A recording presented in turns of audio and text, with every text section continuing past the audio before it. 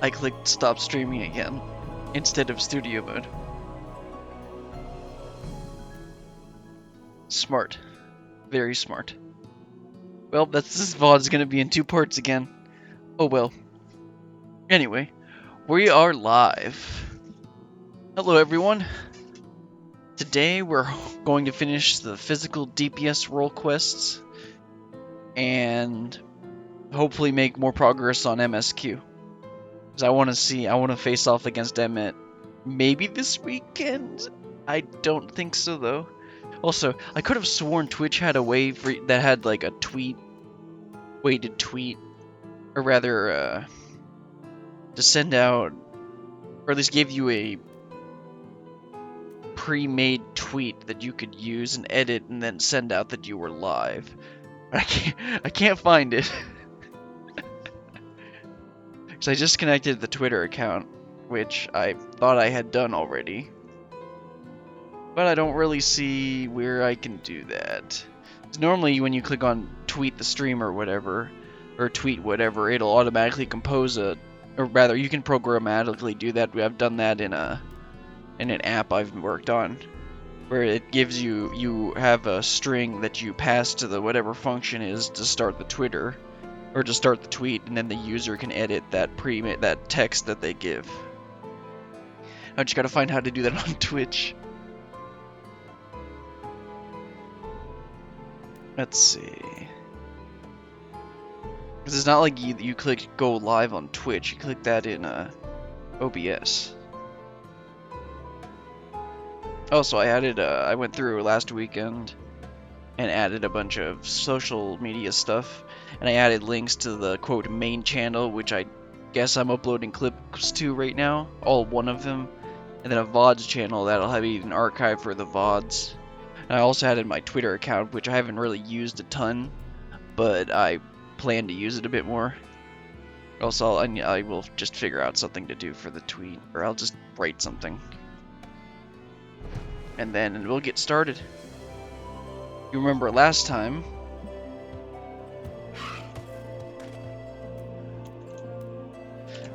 we were hunting whatever it was called.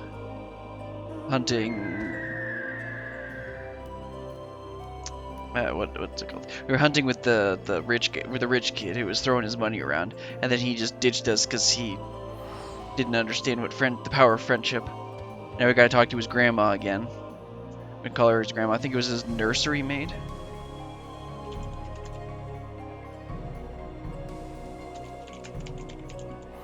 Let's see. I need the channel. That's not the channel. Grab the channel URL and then I'll be ready.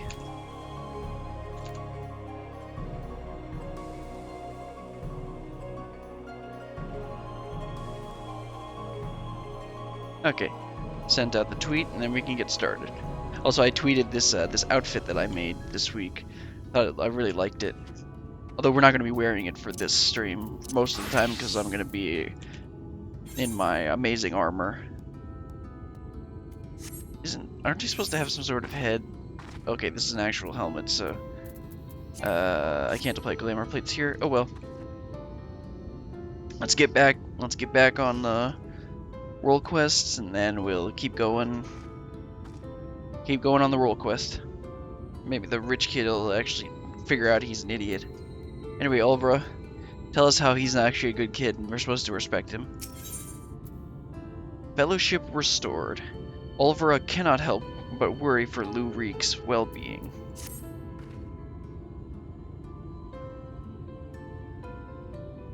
I am sure a talented woman like yourself is needed all over the realm, and so I thank you for sparing a moment to hear me out. Since you two parted ways, Reek has come to visit me several times. Though he's blessedly in good health, I worry for his spirits. I think you may have been the only friend he has had for some time. I consider journeying to the Crystarium myself to look for him, but I find travel rather difficult these days.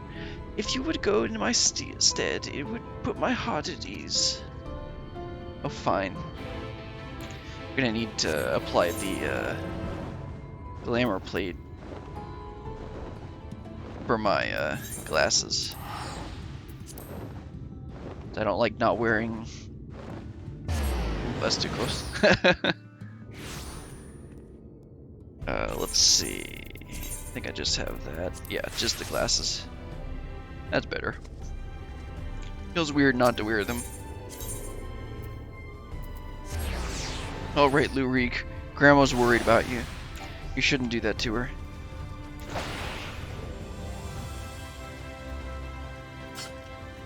I've been working on more of these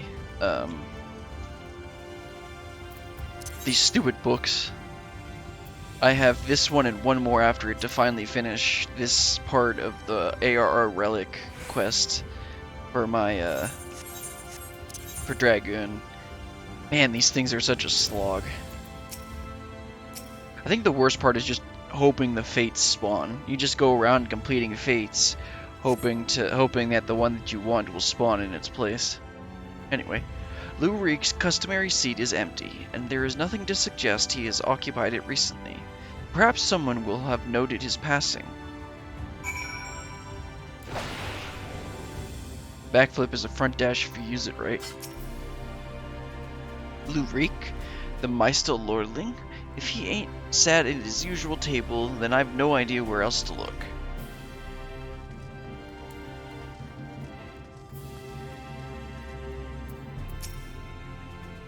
Looking for Master Reek, are we?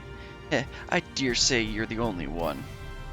Word is, Mummy and Daddy cut him off, so there's no point in pretending to like the little shite anymore.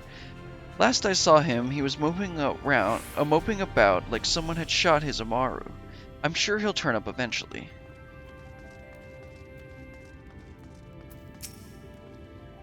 Calusia, right? You're Lurik's partner. I was with Landbrid, remember? I ought to stress, because after we left you, we headed straight to Raktika. We'd heard a rumor Andrea was there, and Landbird wanted to strike while the iron was hot. By the time we realized we were overmatched, it was too late. I saw Landbird fall, and when the Eater set his sights on the others, I fled. Call me a coward if you like, but my cowardice saved my life. Wicked White, I still remember looking back as I ran, and seeing Landbird rise to his feet. I told everyone it had happened, to warn them off the hunt. Some listened, but a few bloody folks took up their weapons and joined the hunt. Glory-hungry imbeciles, and not a one of them has returned. Didn't expect Lurik to be one of them neither. I remember thinking it odd, especially when I saw him leave for Raktika alone. You're meeting him there, I presume. Good luck, friend. But I have no doubt that you're going to your doom. Well, I'm the main character, so probably not. Oh, looks like he's at Raktika. Let's go check that out.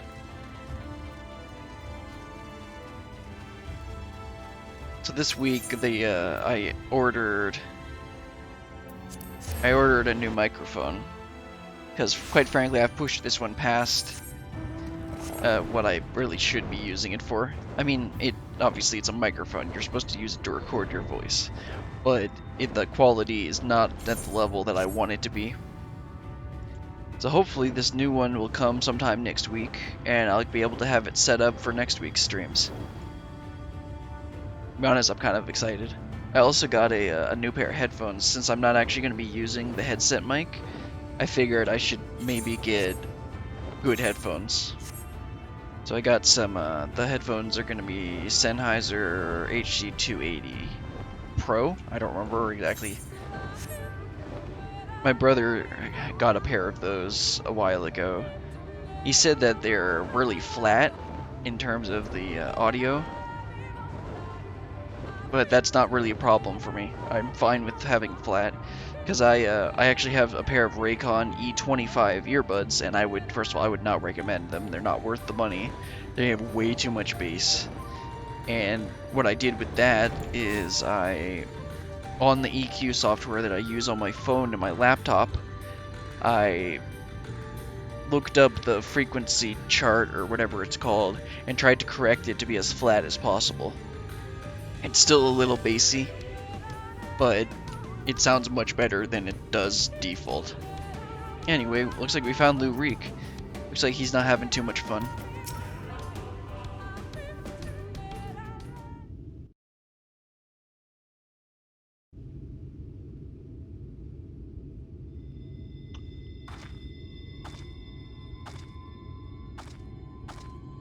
Hello, rich boy. Brilliant. Why are you here? Don't tell me you came for me. It's terrible. It's horrible. Andrea, she's... Oh, migraine time.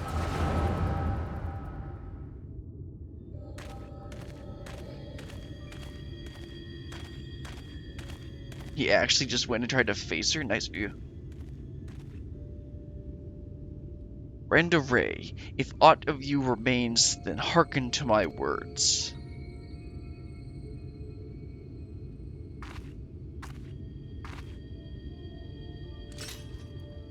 I have come to lay your soul to rest, alone, as you yourself faced Balam quits a century ago on this very ground.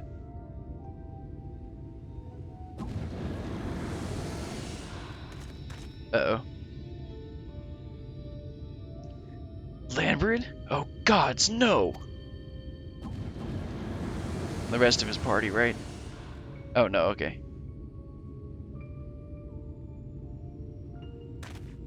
The rest of her party.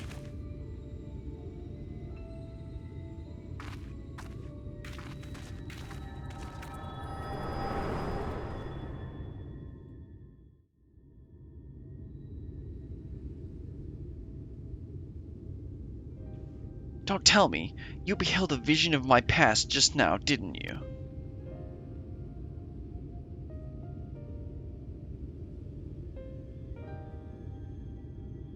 I thought as much. Wasn't but a moment ago that I confronted them. Awfully useful, that trick of yours. Though I can't understand why you kept using it every time we ran into Andrea. It's not a choice, dude.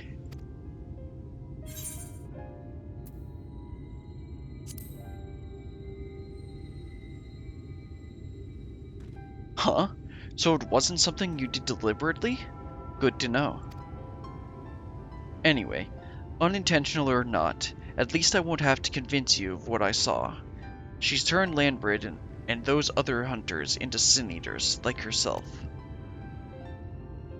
A human axeman, a galgant swordsman, a dwarven healer, an elven mage. Looked awfully familiar, didn't it? She's rebuilding her fellowship. She's remaking the Warriors of Light. But for the life of me, I can't understand why. I mean, I understand why she came here in the first place. She's reliving the hunt of Balam Quits. But Renda Ray slew the beast herself. The stories were clear about that. Right. He did, right. That's what we learned from Grandma, is that she didn't do it herself. But she didn't tell him that. That's not the story that she told him. Yeah, so your grandma lied. Told you the wrong version. What? They were there too? Then the stories are wrong? Stoic nod. God strike me down. I've been such a fool. Why did I even think I could do this alone? I hope you can find it in your heart to forgive me for all those things I said, Berillion. I've regretted my behavior ever since the day we parted ways. It was stupid and nonsensical and utterly pointless. I'm not sure I could even tell you why I did what I did. ...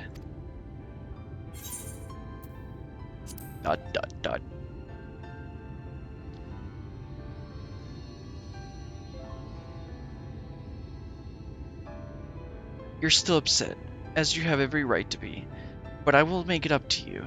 I will. I don't know how or when, but I will, I swear.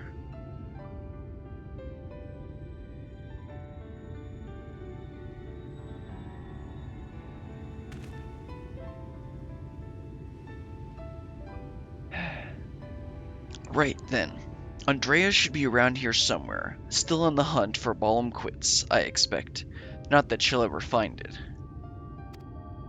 No doubt, Lambert and the others are with her too. He and I may have had our differences, but I'd not wish that fate on my worst enemy. He deserves to be laid to rest. They all do. Brenda Ray, most of all. She is my hero. And if I ever kill her to save her soul, then so be it. But if I have to kill her, that makes more sense. But this is too much for even the best hunter to handle alone. And I am far from the best. The only way to see this through is together, you and me, my friend. What say you? I mean, if it means I can get to MSQ, sure, I'll tolerate you. Ha! I ask for a word and you give me a nod. Yes, it's a very stoic nod. Fair enough. Before we resume the hunt in earnest, though, let us return to Gate Town and let Miss Olvera know all is well. After all, you wouldn't have come unless she sent you. Yeah, and she's not even paying me.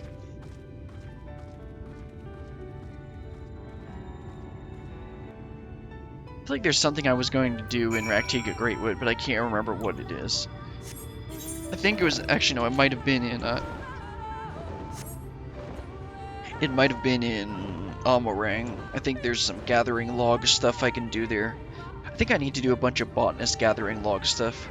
Because I went through this week. I think this week I went through and did more of the mining gathering log. So I've got a bunch of,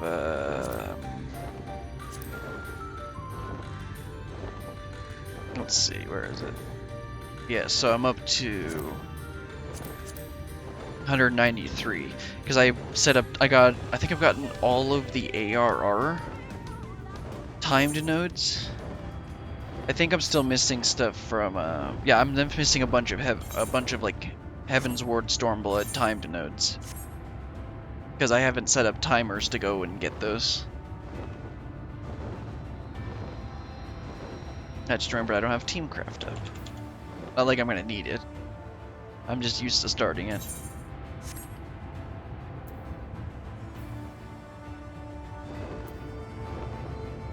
I'm used to having it up in case I want to do anything with it.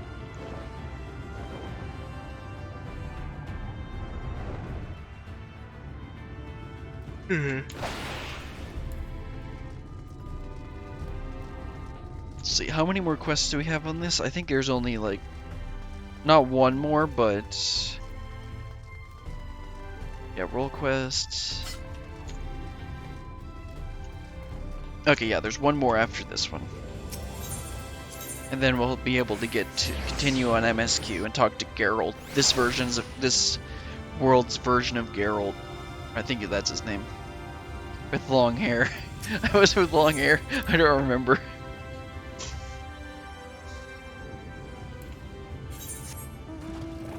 I really just need to use my... I have been using Aetheryte teleports way more because I realized you can't see my gil, but I've got almost 15 million gil. And I've got about 4 million worth of items in my retainers. Like, I don't need to be that frugal with gil. I think I've got my my ticket set to 600, which doesn't happen unless I'm doing like a teleport to Kagane or the Doman Enclave. Because if it's 600, there's usually like I can just go one zone over and get less. But also I bought, one of the things I also did this week is I went and spent, I had a ton of allied seals from Blue Mage and just saving up from doing my weekly B ranks. And so I actually bought every single one of the riding maps for ARR.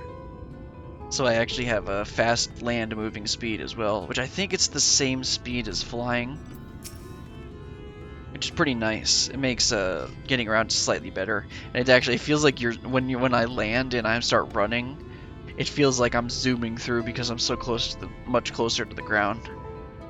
Anyway, hello Olvera. Brilliant! What a pleasure to see you again. And in the company of little Reek, no less. Am I right in assuming you've patched things up? I should like to think so, yes. And it is all thanks to you. Had you not implored her to give me another chance, I might as well still be sitting alone in the swamps, dwelling on my myriad failings. And you, my friend, I know not why you sought her out on your own, but I am glad that you did. Miss Ulvra is perhaps the only person who truly cares for my well-being, but she has no one to look after her. Don't be silly, Reek. I have you, don't I? And before you start blabbering about how you wish you could properly reward Brilliant, as I can tell you're about to, know that I've prepared a hearty meal just for her. Oh, that's very thoughtful of you. Nevertheless, I shall see you both duly compensated once we have claimed the bounty on Andrea. And claim it we shall, for united, Reek and Brilliant are unstoppable, is what I would like to say, but I know my own limitations better than anyone else. It would be prudent to make proper preparations at this juncture. You too should see to it that you are ready for the struggle ahead. It will be a mighty one indeed, but one well worth the effort, my friend. While the squid ink may give this dish somewhat outlandish appearance, the other ingredients are remarkably simple, and various flavors combine beautifully to create an unforgettable culinary experience that should be tasted to be believed. Okay. Courage born of fear. Lou Reek wishes to confront an uncomfortable truth. Uh-oh.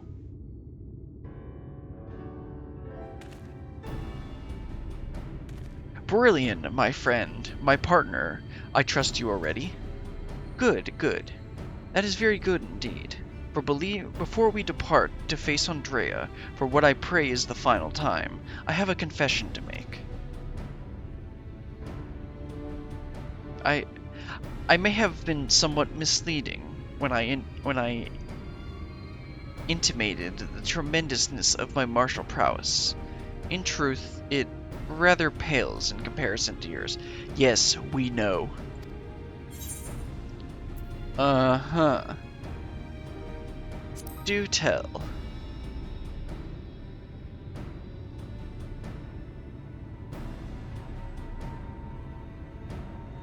You must be terribly crestfallen, I am sure. Yeah. It is my deepest regret that I allowed you to labor until the misapprehension that we were equals for so long. In my defense, I must say that when I realized what an exceedingly powerful warrior you truly are, I was dumbstruck. I struggled to conceive how even to broach the subject. Furthermore, I must admit that great majority, nay, all of our efforts to hone our skills in preparation for the battle to come have been entirely for my benefit, that the disparity between us might not be so readily apparent.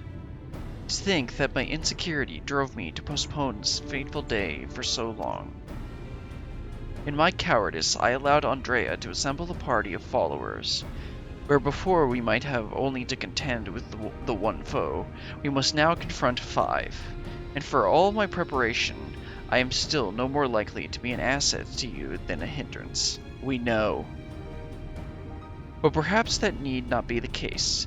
In discussing this grim reality with Miss Ulvra, while you were away, we hit upon a potential stratagem. Recall you Randore's greatest strength and weakness, her preternatural hearing. We can be reasonably certain that Andrea is possessed of it as well. Therefore, if you were to fashion a device that could produce a loud noise at will, you could use it to secure an advantage in your battle. What I lack in strength of arms, I may make up for with guile. While it will not guarantee us victory, it will surely bring us one step closer. Hello, rich boy. 1,000 pardons, Master Reek, but I am come to deliver a message from your Lord Father. Oh no. Daddy? What has he want with me now? It has come to your Lord Father's attention that you have acquitted yourself rather poorly as a bounty hunter and have brought terrible shame. Yeah, that's what I thought. Brought terrible shame upon your family name. He commands you to cease all such activities at once and return to the city forthwith. Of course. Should you fail to do so, you will be stripped of your citizenship and family name. No further financial assistance will be provided. Oh dear.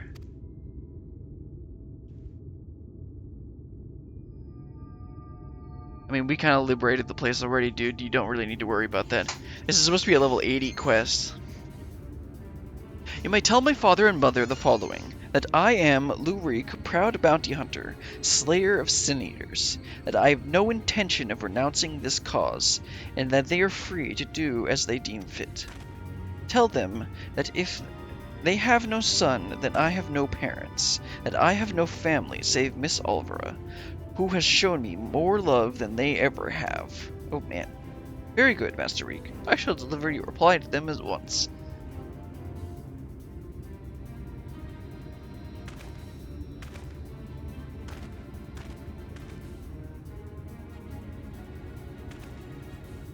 Right. Now that that's settled, we can get back to work crafting that giant noisemaker of ours. Let us consult with the craftsmen of the crystalline mean at once. Well, good thing I'm good friends with all of them. I can't finish the crystalline mean quests, the very last one, until I had to finish Shadowbringers, so I have to actually finish the final quest. I dare say you lit a fire under him, Brillian. I never thought I'd see the day when he'd muster the courage to say anything like that to his parents.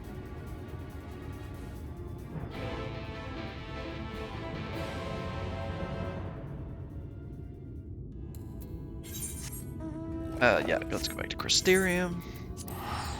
Yeah, there's White still got the last quest for the crystalline mean. It makes sense that you have to wait till the end of the expansion. The main expansion content. Actually, I don't know why it's not showing up here. Either way.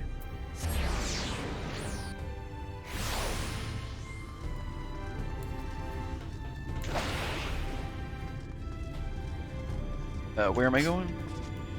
Upstairs? Oh no, he's right here.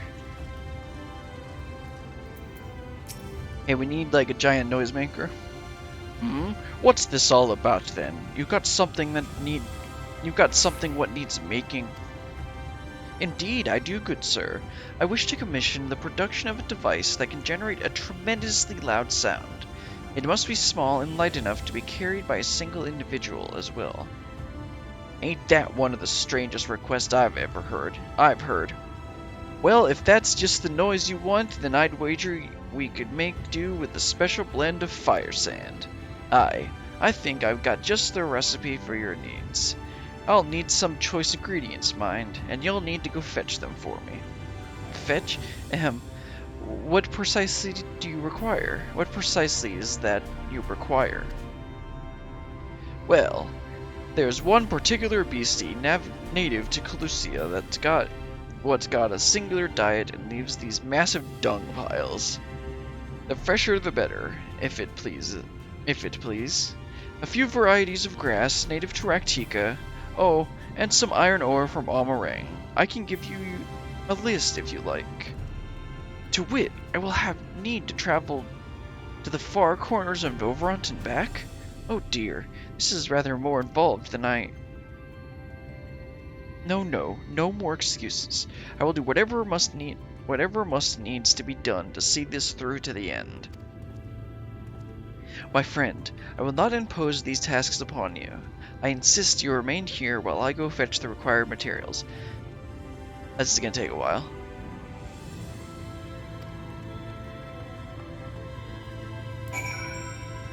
Yeah, I'm probably gonna have to go and do at least some of it myself. Let's see, determination, vitality, skill, spell speed. Spell speed? Yeah. I already did the 2 of the masked carnival challenges that I wanted to do. So I don't really have anything to use spell speed on except for maybe healing. Does spell speed count to healing? I don't know.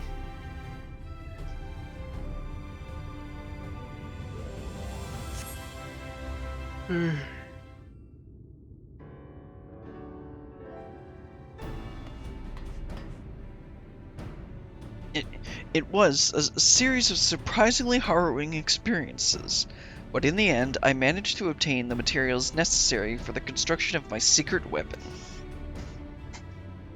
That gentleman was rather accommodating, despite being somewhat put out that I had not any guild to pay him for his labor. He was nevertheless willing to teach me how to craft the arrows myself. He said he found my industriousness endearing. I must confess, despite being utterly exhausted by all this busy work, it has been somewhat refreshing. And now that my noisemaker arrows are ready, I can't wait to put them to the proof. If all goes to plan, the explosives should be loud enough to incapacitate Andrea for a time. Let us put an end to our tale, my friend, and in doing so, write the opening of ours, that of Reek and Berillion, bounty hunters extraordinaire. Come, Raktika and glory await. Well, let's see how much work he actually does.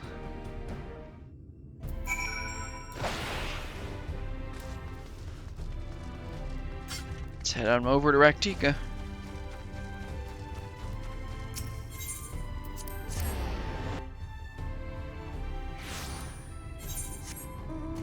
I really should just teleport, but whatever.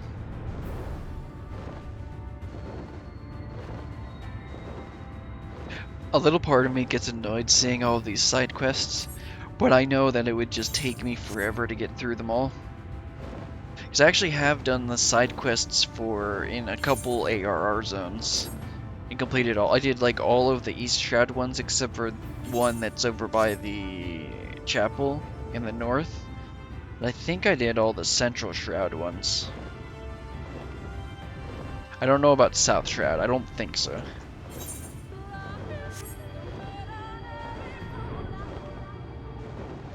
Anyway,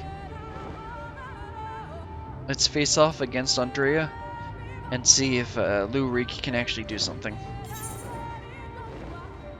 Once I finish MSQ, or Shadowbringers, then I've got, I want to unlock all the Beast Tribe quests, and there's something else I wanted to do. Oh, and I'll finish off the Crystalline Mean, although I'll do that off stream.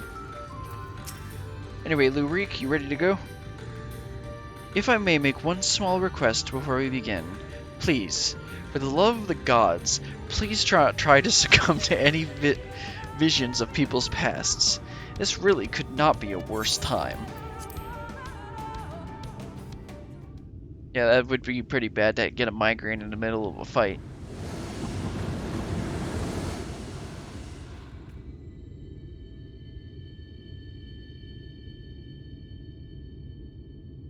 Well, are you still with me in there, in the here and now?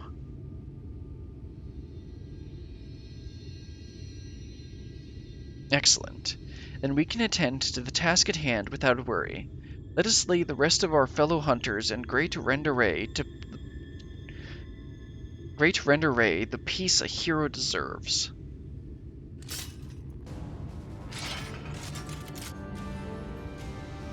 Let's see how long this takes.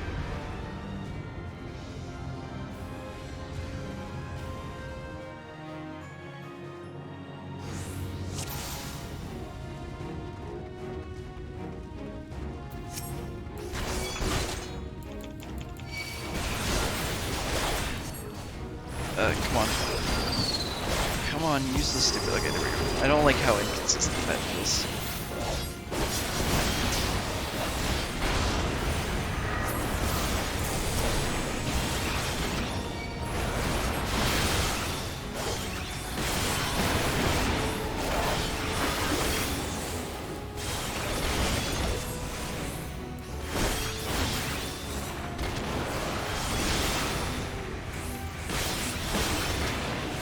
He's just running away. I'm just gonna watch him run around. And like, why would I actually help him?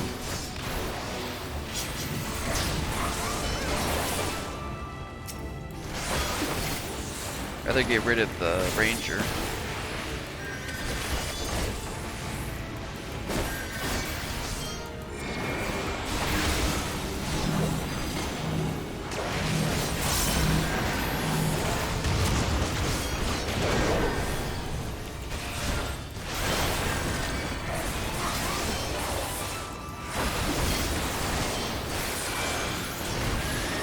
Look up when I'm supposed to use that AoE version. Star Driver, that's what it's called. Am I supposed to be taking out the warrior? Whatever.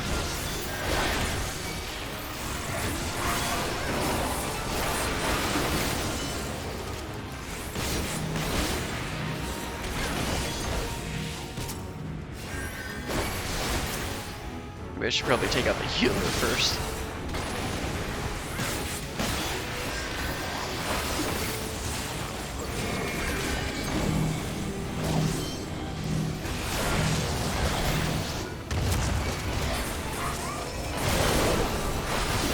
Oh, I'm doing that completely wrong. Okay.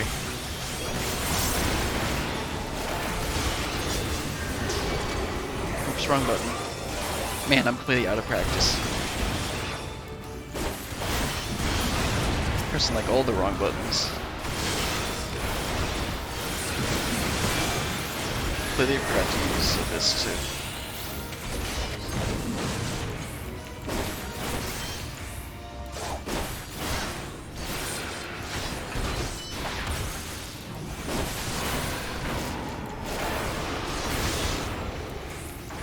I've been doing low-level content with the AR or relic books, so I haven't actually been doing a decent rotation.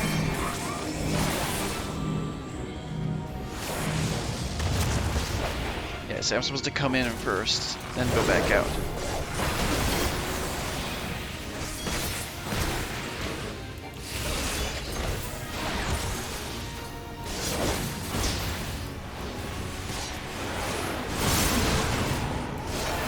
Good thing he has unlimited potions.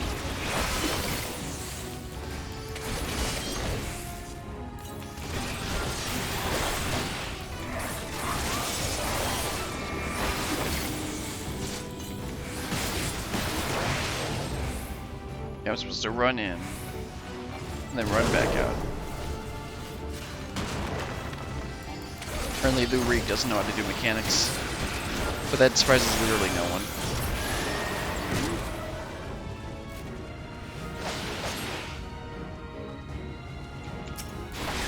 He'll handle the knight? Okay.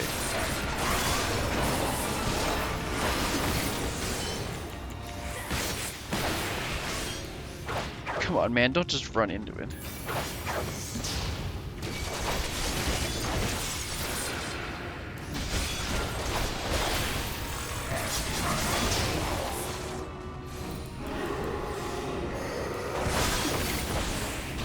That's the wrong button. And my rotation's completely messed up.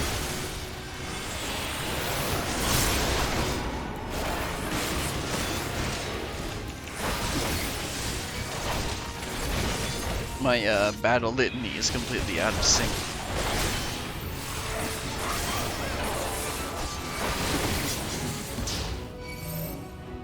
Oh, come stack, dude.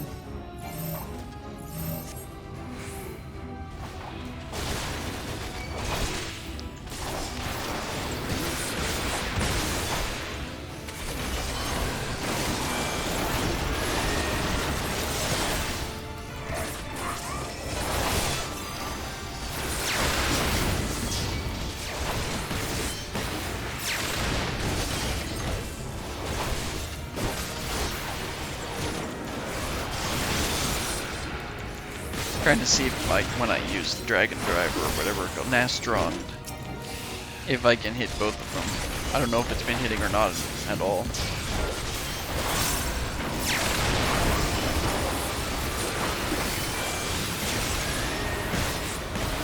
should probably use a Star Driver first, not an Astron because it has a longer cooldown. Doesn't really matter that much though.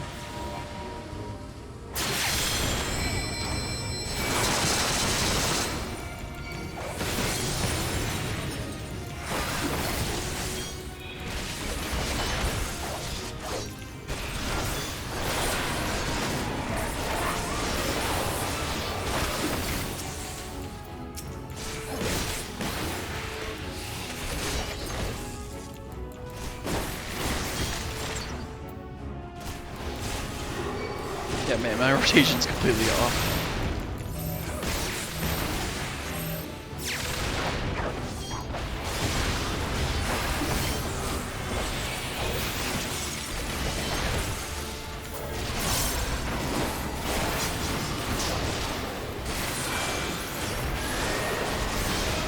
There we go. Nice and easy, even with the very scuffed rotation.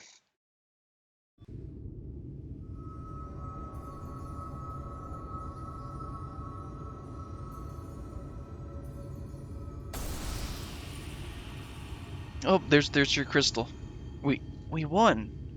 Even seeing it and saying it, it hardly feels real.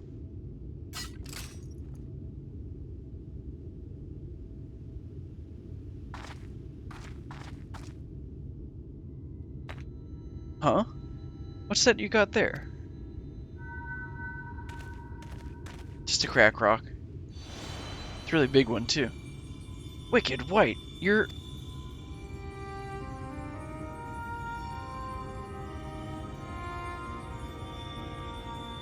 Never noticed her, her legging, the way your leggings were colored like that. You're Renderay, the real Renderay. I may have been looking somewhere else. At her hat, of course. I should have never betrayed your trust. Never again. I swore. Never again. Balam quits, the Shadow Keeper, the Flood. Come that may, we should face it together, no matter how hard it got, or how terrified I was. That's what it means to let someone into your heart, knowing full well that nothing lasts forever. To welcome the fear, and the pain, the sorrow. When I lost my parents, when we laid the Keeper low, you felt it too, didn't you? To place our faith in a desperate, hopeless attempt to save everyone, and to see it amount to naught in the end. What else could we do but to offer up that tiny remainder in a final, futile effort, even knowing, deep down, it was worth but a few moments more? What is this? You gave me fear, and that fear gave me strength. Wait, there's so much I want to ask.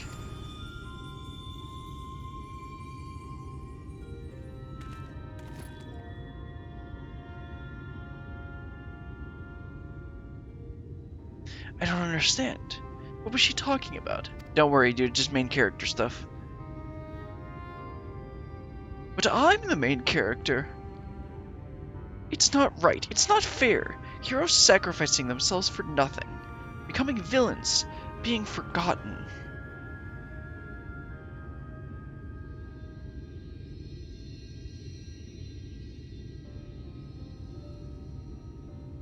Thank you, Brillian. I could never have gotten this far without your help. I had no idea who Renderay or any of the other Warriors of Light truly were. It was all ancient history to me. Why would I care who some Sin Eaters once were? I was no better than my parents, judging them out of hand, dismissing their sacrifice, not bothering to look deeper. It made it all the easier to pursue Andrea for my own amusement. I pray I've made up for it, in part by helping to lay Renderay's soul to rest.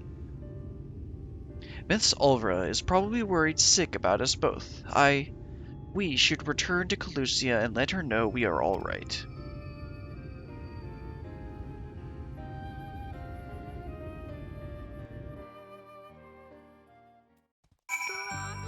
Cool. That was pretty cool. Wonder if the other role quests have something to do with the other Warriors of Light. I don't remember at the beginning of Shadowbringers, when they were introducing you to the role quests, they said vaguely what each one of them wanted you to do. And I don't remember. I remembered this one. I think he advertised him as being a hunter looking for hired help, which is pretty accurate. Oops, not that button. But I don't remember any of the other ones. Really should just teleport.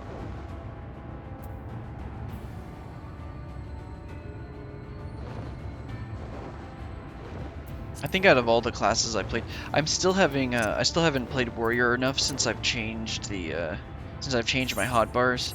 So I think I still want to move some abilities around, because I'm really not used to having the on Dark Knight. I'm used to having my mitigation up on my top row here, 1 through 4, control 1 through 4. But on warrior, I'm not used to where I had to move everything else.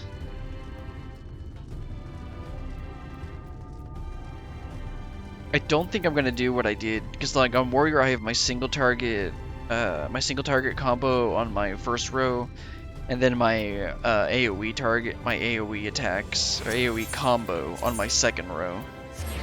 But I don't think I want to do that with this guy, because I've also got 3 buffs that I need to put somewhere, which I could probably put them on control, or the third row on the top. And then I could put my AoE rotation on the second row. But the thing is, because the single target is actually like 1, 2, 3, 4, 5, or 1, 2, 3, 4. It's 5 buttons.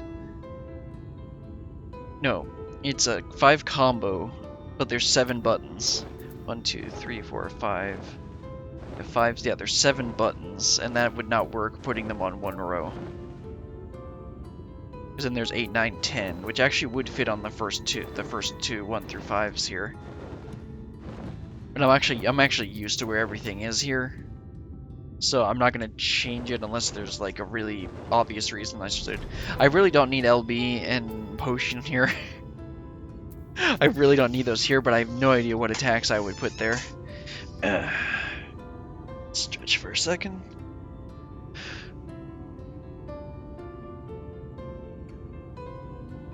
Okay. Okay, Elvira, we're done. My little Reek, brilliant! Congratulations on the job well done. And from one hunter to another, thank you for helping Rundaray to achieve a measure of peace. She was a hero to me too. It broke my heart to know what had become of her. To have your legacy tarnished so. To have the world call you a villain, even still. But at least I can take comfort in knowing she finally enjoy a long rest. Whatever others may say, we will preserve the truth in story and song. Rundaray, the bravest hunter there ever was, and, more importantly, a true friend to those she held dear. I can only hope to measure up to her example someday. For now, however, I say we return to the Crystarium and raise a glass in celebration. Well, you're not going to be paying for a huge feast this time, and I will teleport this time. Not going to be paying for a huge feast this time, so I don't know what we're eating.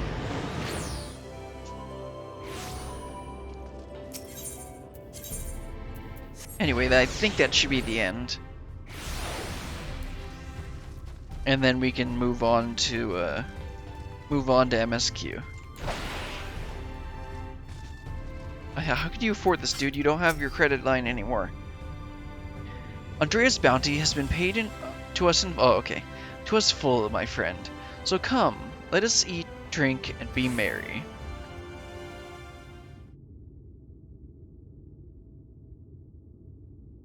I feel like I'm eating a Monster Hunter feast. I've been meaning to ask, Berlian, but I have the impression you are rather more acquainted to these warriors of light than you've been letting on. What exactly do you know about them? Well, you see, they kind of went by this cringe term, like the warriors of darkness.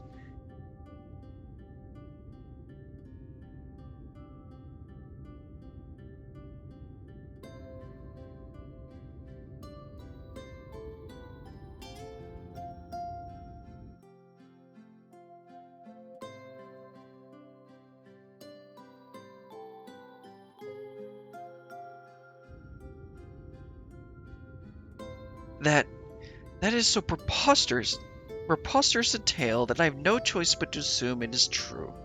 Offering up their lives to first cross the rift, then to halt the flood? Wicked White. It must have taken her so much courage to see it through in those final moments. A courage born not of desire for glory or dedication to an ideal, but of fear and love for those with whom she had forged unshakable bonds, her comrades.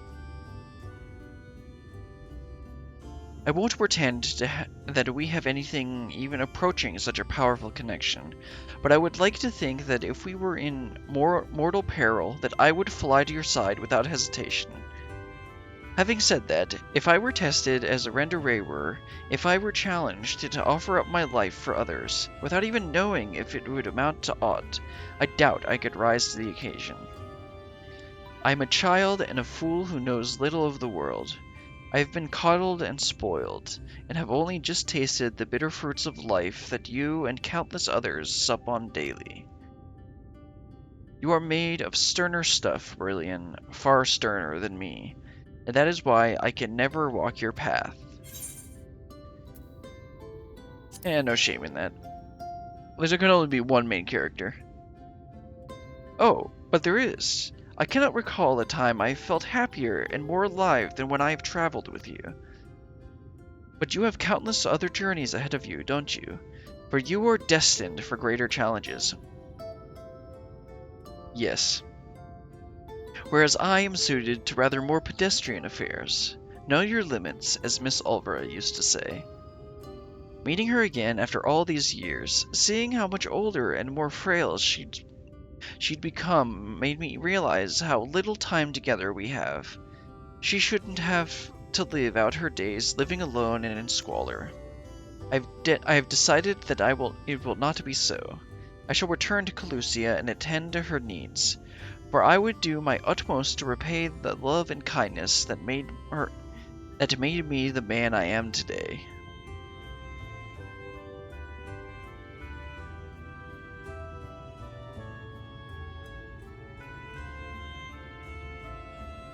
Therefore, though it pains me to say, I fear this celebration must also mark the end, or at the very least a tentative suspension, of the glorious partnership that was Reek and Berlian, bounty hunters extraordinaire. Should you ever find yourself in Calusia, however, do come pay us a visit. Curious if he's actually going to be standing there if I go over there. If we, oh yeah, I'm going to head back to the Tempest, and so I'll cut through, Calusia to see if, okay, cool, now I can do the quest. I'll cut through Calusia and see if he's actually standing there. Also, I need to actually use a different character because I'm level 81. I guess I'll play Warrior. So here's the thing that I want to do. FU is usually my AoE, and it's been in like WoW and stuff. But since I actually have an AoE combo here with this 1-2, I'm thinking of what I probably want to just put this here because it's the OGCD. And I'll put Provoke back here.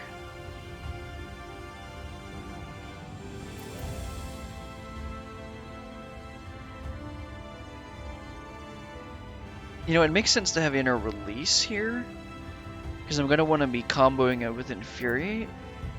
I'll just leave it there. I think putting this F on my OGCD here is better. The man with two. Oh right, that's the tank. All right, let's head over to the Tempest, and I think that will be I think that'll be a good time for a break. It's almost been, well, actually it's been an hour, but I accidentally stopped streaming again at the beginning after my timer finished. Alright, let's head over to the shack where Oliver is. See if Lou Reek is standing there. I need to come up with a better warrior glam. This one looks fine, but I kind of want to change it up. Been using this one for a while. So I liked this Charlene Custodian's coat. I liked the look of it, and then these matched, kinda. Let's see, it should be right here, right?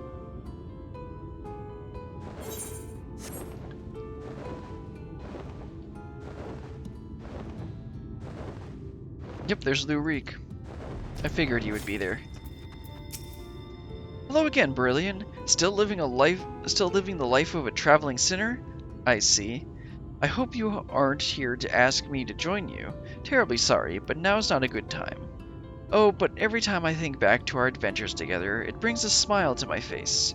Reek and Brilliant, hunters extraordinaire. We must do it again one day, when I'm strong enough to hold my own, that is. Would you believe that Reek brought me a whole new wardrobe with his winnings? He really did, the dear. But everything looks just so awfully nice that I can't bring myself to wear any of it outside. It all looks lovely hanging on the walls, though. Okay. Clothes are kind of pointless if you don't wear them. Okay, let's throw my materia in here. And of course I don't have enough room. Oh, right. Nope, okay. Oh, cool. I actually got a 20 ambrosial water from my, what are they called again? The Ventures. From the level 90 Ventures I'm sending my, mining retainer out to do. So I actually have enough to turn those in. Of course, I'm already 90 mining, so there's not really a point, because I don't need the seals. But it's still nice, I'm slowly working towards the achievement for 50 turn-ins on that.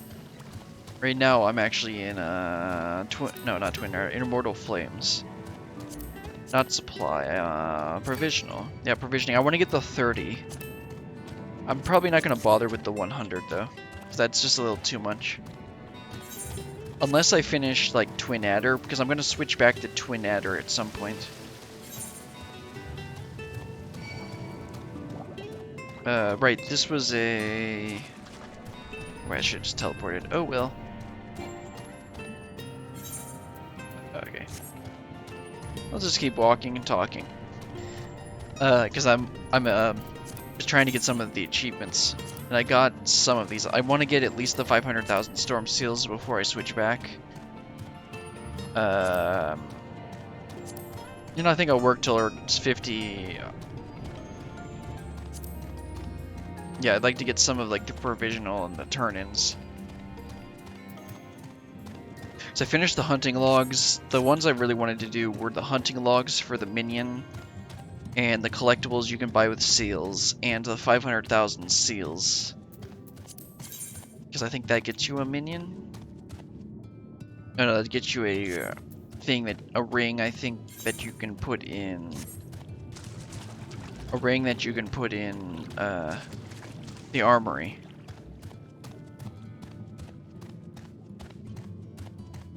I think that's a ring. Shield. Well, this one's a shield. This would be nice, but I already have a +2 spirit bond ring, I think.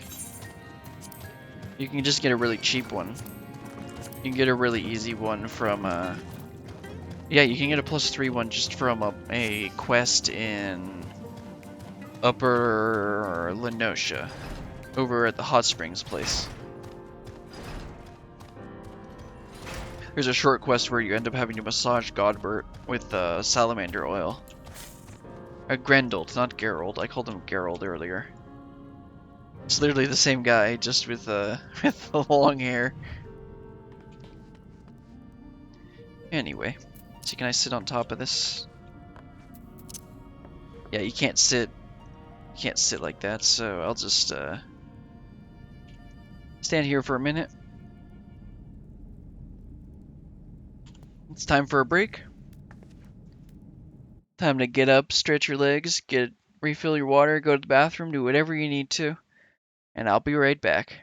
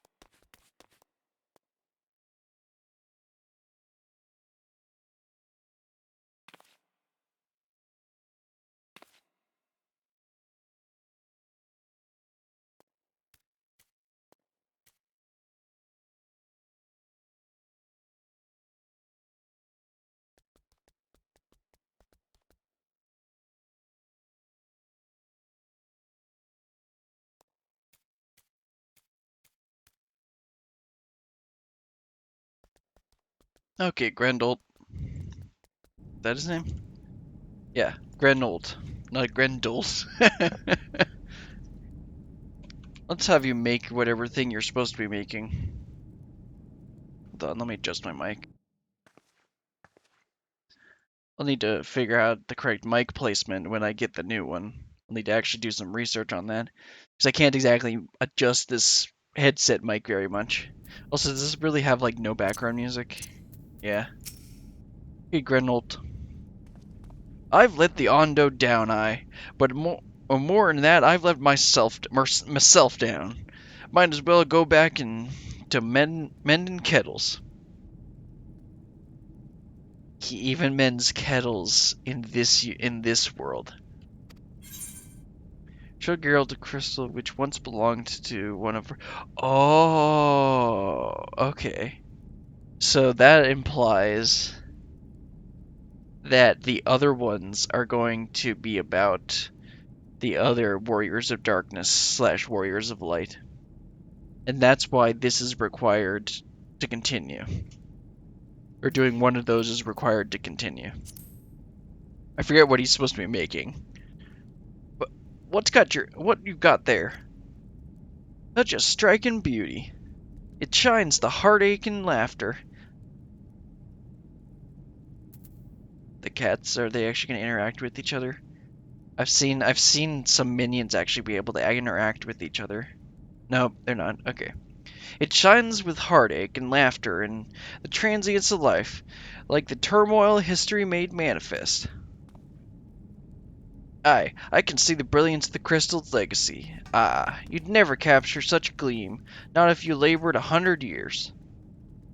But bugger me if I don't mean to try. Where are my tools, gods damn you? I must set to work before the feeling fades.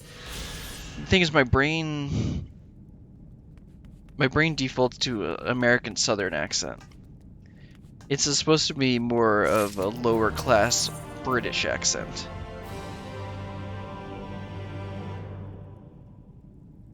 I think I'll grab spell speed. Okay. The Illuminated Land. Grenold is brimming with newfound inspiration. I can feel it, a vision forming in me mind. Step aside, lass, and let me an itching hand get to work. Sure. Have fun. Just do that when I'm gone, please.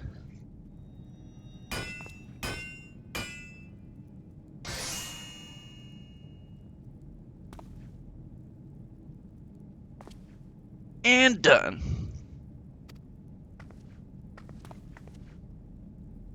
I've taken the wonders that crystal showed him and channeled him into a new shape that fits the Ondo's spiritual character.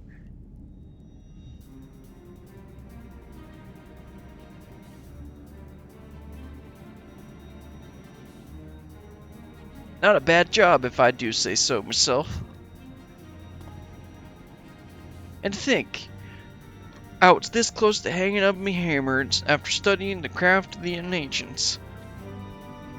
I've been across the length and breadth and over on, and gobbled up every scrap of crafting wisdom what I could. But no matter which technique I tried, my work was just no comparison. I couldn't even figure out how to put them damn buildings together. A mystery of the ages. That's what drew me here in the first place. I built my workshop, got the forges burning, then lost me bleeding will to craft. Thank the gods for that crystal of yours, or I might never have gotten it back. I won't pry into your business, but I reckon very little miracle there has been through the kind of journey they sing songs about. The echoes of the memories it holds just speak directly to your heart. Hoorah! Aye, I can feel it coursing through me. The inspiration's not fading away. It's welling up stronger and stronger. Give me the chance and I reckon I can weave the Crystal Saga into other things as well. But bugger me, I'd almost forgotten the Ondo's commission. If you would drag the lamp over to the I gotta drag that thing over there. Toshin's off for me. I'll stay here and dream up a new armaments for you. Oh, okay, this is gonna be the Shadowbringers relic quests. relic weapons. Just like in ARR. And in Heaven's Ward. I think it might be in Stormblood too, but I don't know where those have started. Oh wait, no, that's Eureka. I don't know if he's on Eureka or not. You can now access Grendel's Forge. Equipment rewards will become available for collection based on the role quests you have accomplished. Yeah, physical DPS. Wait, I can just take these? Bard achievement. Oh, okay. Well then, I think that's actually an upgrade. So you can just come here and get level 80 gear. At least before I, this would be good since I don't have access to, 470, 470. Okay, actually some of these are already better, although that's because I got lucky. But these are 430. Yeah, because I got lucky on some of these from Ventures. But the legs are an actual upgrade. So I'll do that.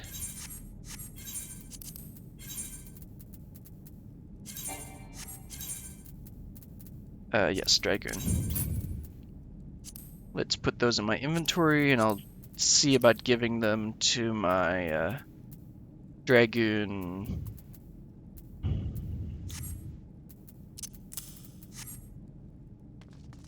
My Dragoon retainer. Switch back to Warrior. Get more XP on him.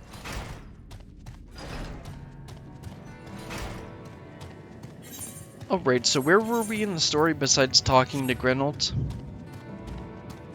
I think we were trying to get these guys to agree to do some stuff. Let's see. Nope, no new blue quest yet. That'll probably be soon though. I believe because this is this is one of the Aether Current quests. And it had one of those fish reptile people being interested in a bunch of human stuff that had sunk down to the bottom of the ocean floor. And we had explained what they did, what their original purpose was. But then, like, his brother was like, "Why are you wasting time here? Our mother is sick." And then now we gotta talk to the guy's brother. Let's actually continue that. So it's something like that. I'm not gonna try not to. I'm not gonna do a voice for these guys, or at least for the most part, because I didn't like how they came out last time. Beyond the gates resides the Clutch Mother. Approach and hearken to her words.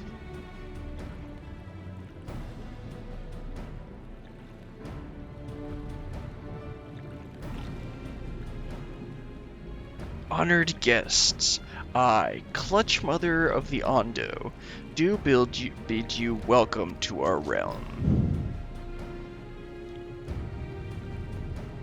You will forgive me for receiving you in this fashion.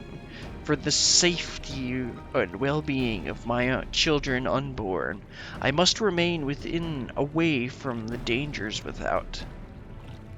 As you know, under normal circumstances, this place would be filled with blessed water, which I would draw strength and support to bring these eggs into this world. Alas, I am but half submerged now, and I fear for my ability to fulfill my sacred duty. Sorry, we kind of did that.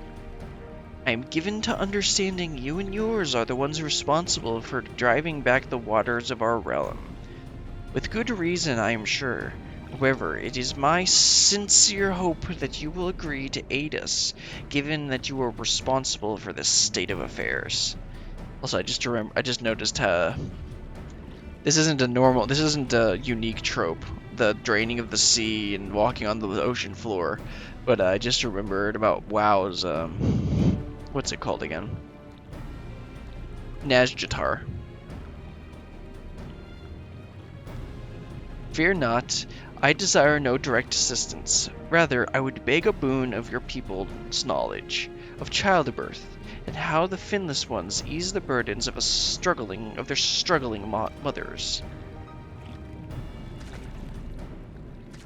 Norish Un will be my agent in this matter. Heed his words and answer his questions. This is all that I ask. Do you consent? Sure.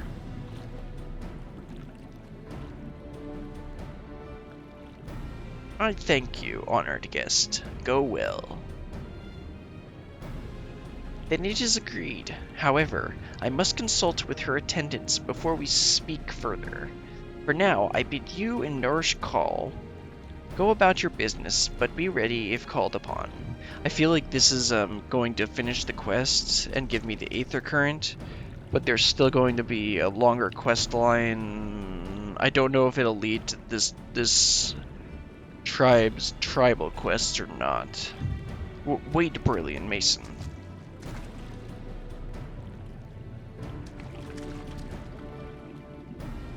Have you a moment to converse in private? Outside the cups, please.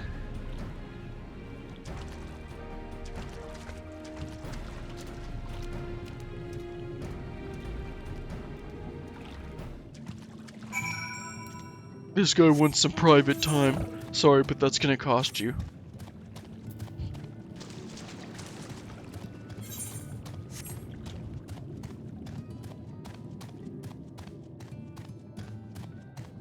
Is this the way out? Yeah, it is. Okay.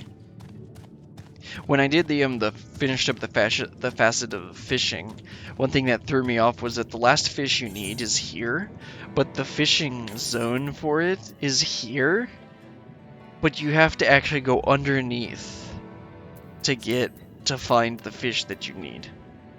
Because there's actually a bunch of stuff underneath here that we'll probably end up dealing with in the quest.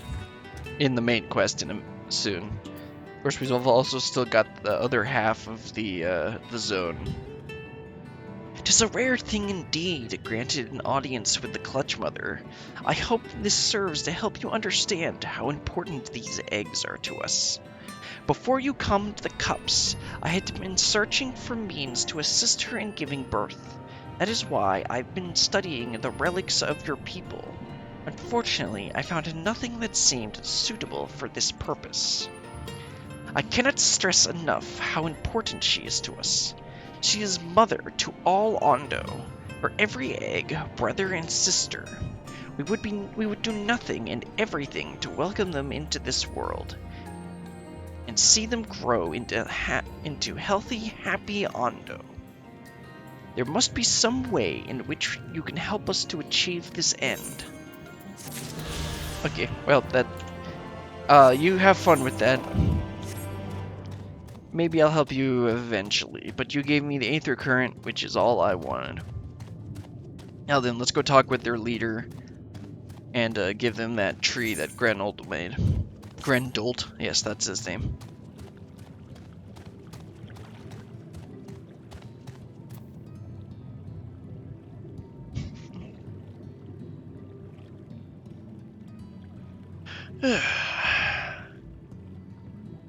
All right.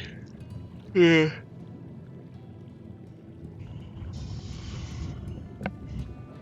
Let's talk. Toshan Oth. What is it you have there? It's a big tree that I somehow stuffed in my pocket. The sacred lamp. Then this finless one has kept his promise. My people tell me that many deeds you have performed in the name of aiding the cups, and now you come to me, bearing the light we had almost surrendered hope of ever seeing. We can doubt your purity no longer. Your arrival was the will of the ancients. Yes, the time for fear has passed. We shall take the lamp and unveil its austere illumination upon the walls of the Forgotten. Gather there with your companions, and we shall speak once again. Our prayers have been offered. Once our prayers have been offered. Well then, nothing like claiming to be the Messiah. It gets things done. O stewards of the Ondo, we offer up our light in answer.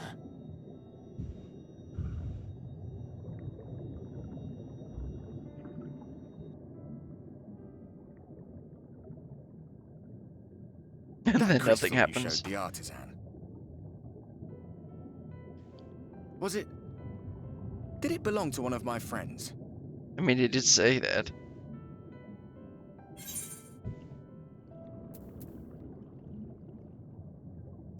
I thought he was always watching. I tried to give you a measure of privacy. No one wants a spirit looking over their shoulder every moment of the day. Then why are you always in my in-room? So tell me, if you would, how did you come across that crystal? Well, you see, I kind of killed your friend.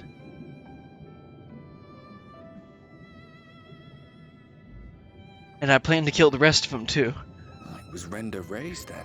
Oh, cool, it actually changes depending on which one you end up choosing. Strange that I should learn such things now, after they're long gone. They were fine friends, every one of them. I didn't expect death to teach me so much. About them, about Seto, about you, about the hope that hides at the heart of this world. I've never been one for idle chit-chat, but if by some miracle I could see them all again, I doubt I would ever stop talking. I'm grateful I got to bend your ear at least. And just for that, I reckon I'll stick with you. To the very end. Not like you get a choice. Or rather, not like I get a choice. Apologies, we were a little late to the gathering.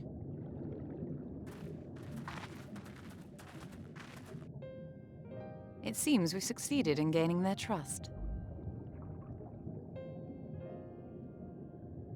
The delay wasn't exactly welcome, but at least our many hands made light work. And they seemed especially impressed with your contribution. Our hero indeed. Oh, thanks, Dad.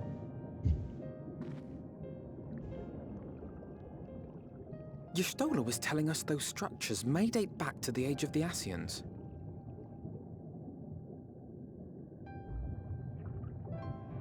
An Ascian homeland. Despite his many protestations, I never quite believed Emmett Selk was telling the truth. I mean, that's literally what he does. Nor I. But there is no denying the evidence before our eyes. Clearly this was once a great city. It's turned out. No, it's A not. home they would see restored, no matter how many tens of thousands of years it takes. It's a hollow dream when you think about it. Even if they manage to rejoin all the worlds, they'll never bring back the ones who were lost. But would I have done any different?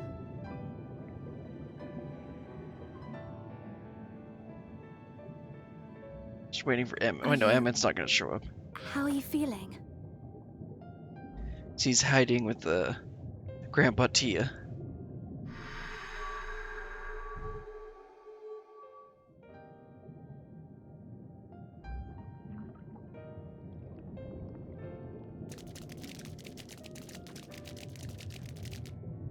You have completed your devotions? Yes. To the honored ancients have we offered up our prayers and our gratitude. You too have our thanks. Might we trouble thee then to tell us more of the illuminated land of which thou didst lately speak?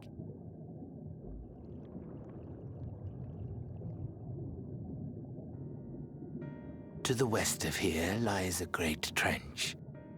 Some days ago, a light appeared in that endless darkness. Curious, we ventured closer and discovered in the depths an entire city.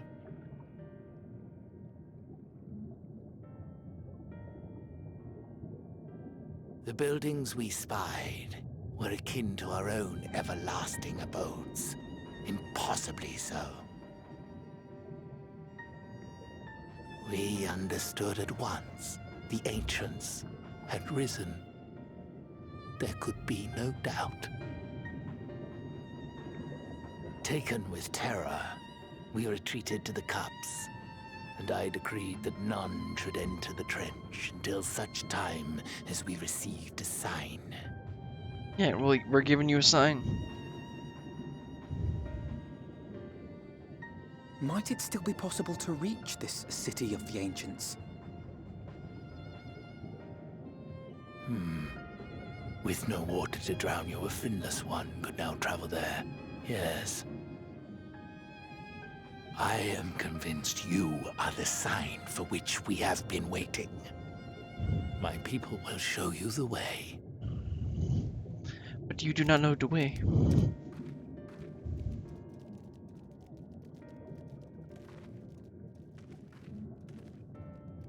Shall we?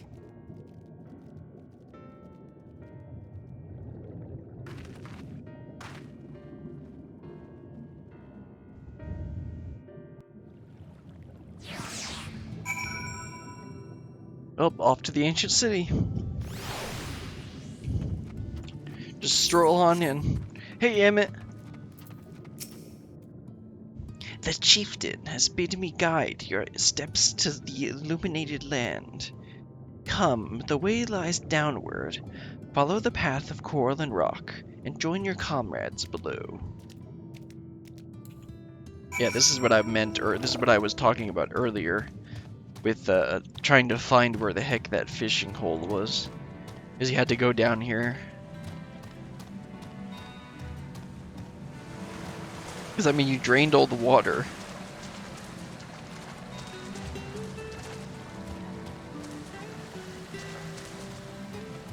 Oh, I don't know how I missed that. Because this is literally where I walked over here or something and, like, fell down here. Yeah, I fell down there and fished. And I completely missed the Sather current. Not like it would have given me flying or anything. So that is the third overworld. So there's one more in the overworld. West. Okay, yeah, it's on the other side.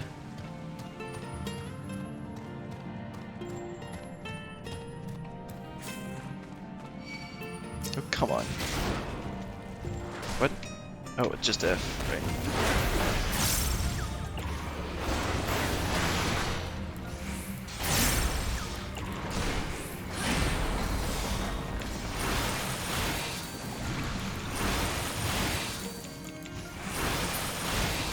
Nice and easy. All are gathered, yes. Then I shall describe the path you must take. Enter the cavern below and follow the wall down and down and down. Once at the bottom, find a passage to the northwest, then continue west and west and west. The way is not simple. Keep your friends within shouting distance and do not stray into the deep. Just before the journey's end, you will find the Caliban Gap and the barrier we placed at its mouth. The obstacle will fade should you raise a hand towards it. We have made it so. A most succinct explanation. We thank you for your guidance. Right, deeper into the depths we go.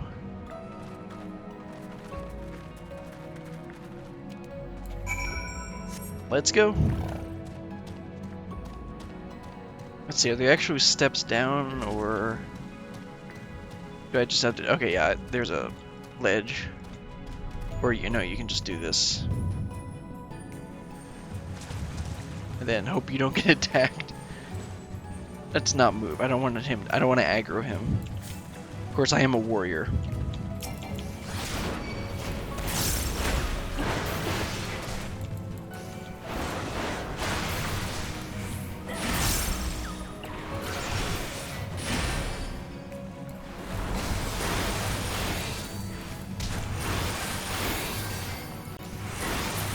Nice and easy.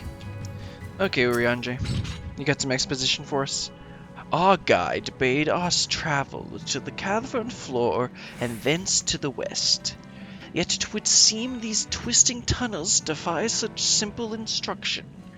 Rather than rely on direction alone, I suggest we scout with care and relay the path ahead to those who come behind. Isn't that... Well, actually, he did kind of say to keep your friends in shouting distance.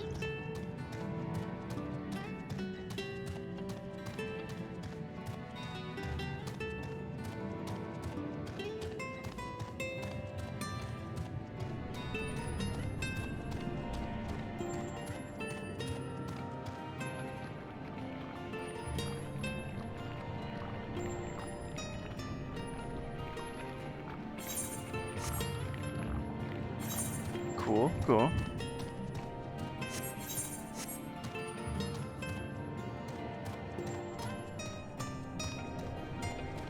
You're gonna see Dad Crit over here or Alpha Node, okay.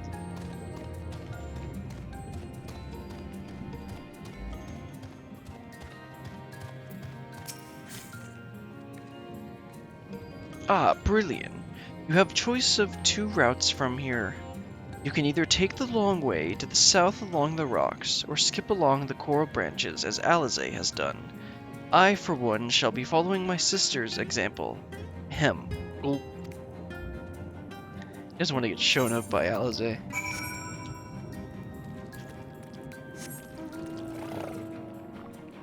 What, do you think you're gonna fall?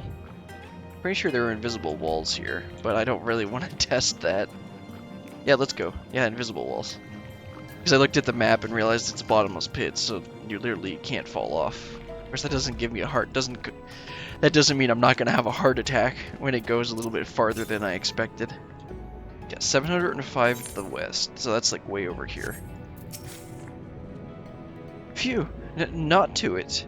Alize has already gone ahead. We should catch up to her.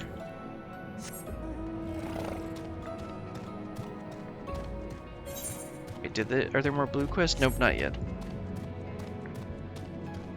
I think I'm gonna need to finish this section. If I recall correctly, there's like one more quest. This is the illuminated lake. Okay, yeah, this is the beginning of the end. There's only a couple more quests. I don't think we'll get through all of them today, but we'll definitely finish them tomorrow. That being said, I'm not stopping soon. I'm gonna keep going. There you are. Come on, I think I found the tunnel we were looking for.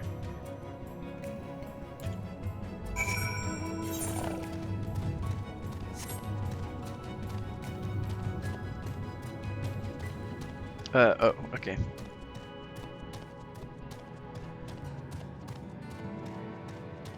Okay, Alize, but you seem to be running a lot faster than I can keep up.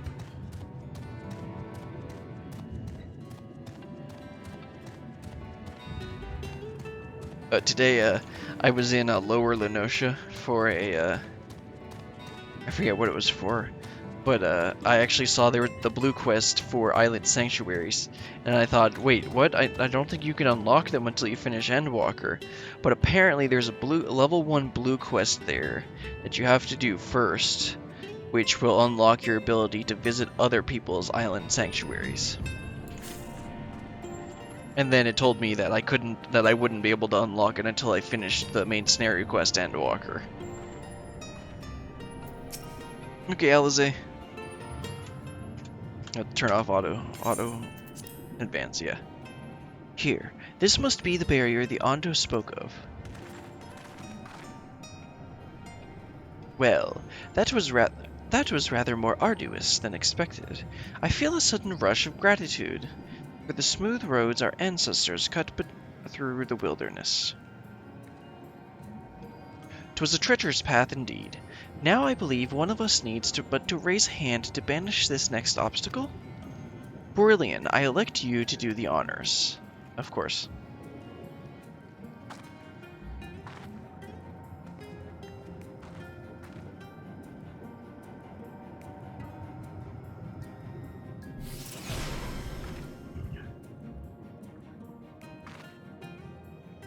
Did they not want to animate it or something?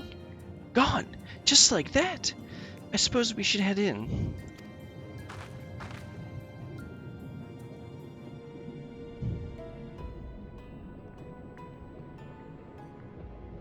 Like as not, this tunnel will be just as perilous as the road we walked to get here. Let's all stay aware of our surroundings, shall we?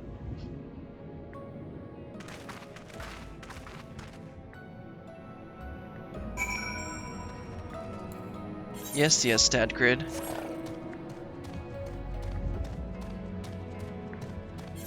Wants to make sure he doesn't get separated from the children.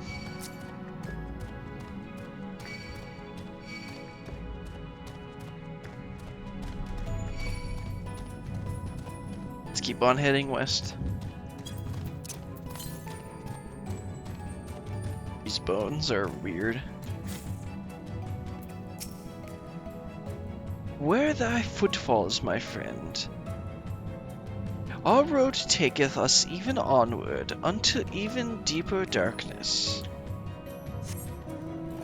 Yep. Let's see, it said southwest. So yeah, down there. I would expect to see it soon. The Aether Current. Yeah, south. Okay, it's down here.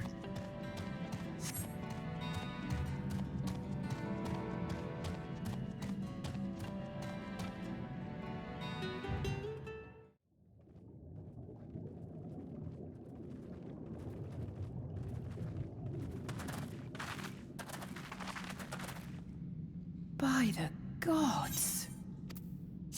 It's Atlantis! Oh, it actually is. Okay.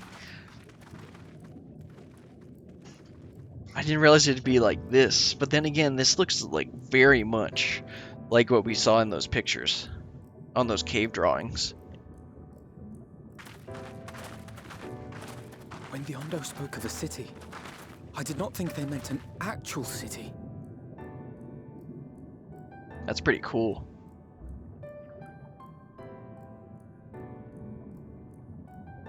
Then we are seeing the same view. Wait, she can see it?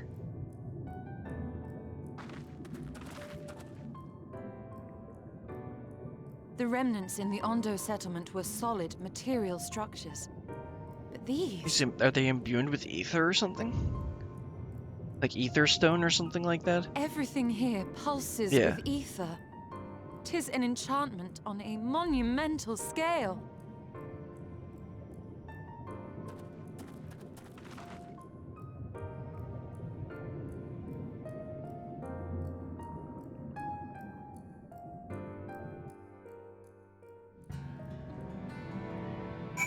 That was pretty cool. I didn't like they said, I didn't expect an actual city. Brilliant. Did you note the style of the architecture? 'Tis the same used for the remnants at the cups and the murals painted towers. Look closely. Emet-Selch has not simply reclaimed these ruins, he has layered the semblance of an entire city upon them. Gods, the magnitude of this artifice is staggering. Though it pains me to admit, we did not fully understand the feats that which an old world Ascian is capable. He grabs spell speed, even though I don't think any of these are worth much. The end of the world. Alisaie is steeling herself for the task ahead. Okay, how many more quests do we have? Okay, this is... There's 2 more quests after this one. I'm gonna keep going, but if we get to the final climax, I might do it. I mean, I'm planning on going at least another hour. Anyway, let's go to the end of the world. And no, that's not a JoJo reference. It's intimidating, yes, but we have to start somewhere. Why don't we have a closer look at the tower to the southeast? We might be able to reach it from the edge of the trench.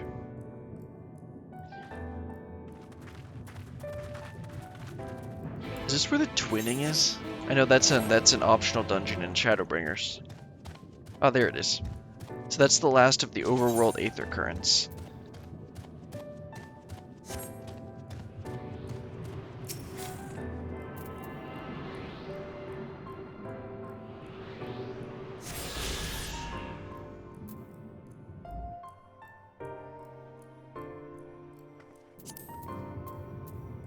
Alright, so that's the last overworld.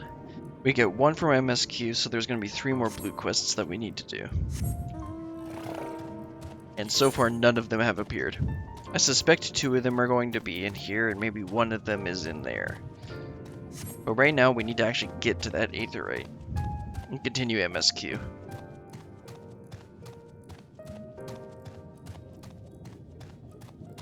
This is pretty cool.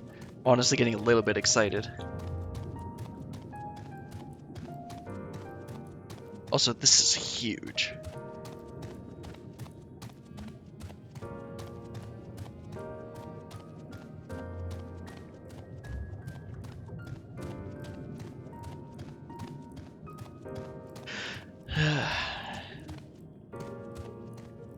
Okay. I need to go through the doors.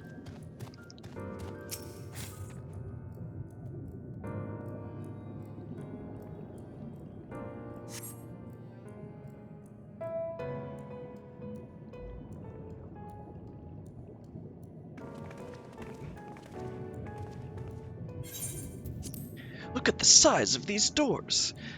Now I know how pixies must feel.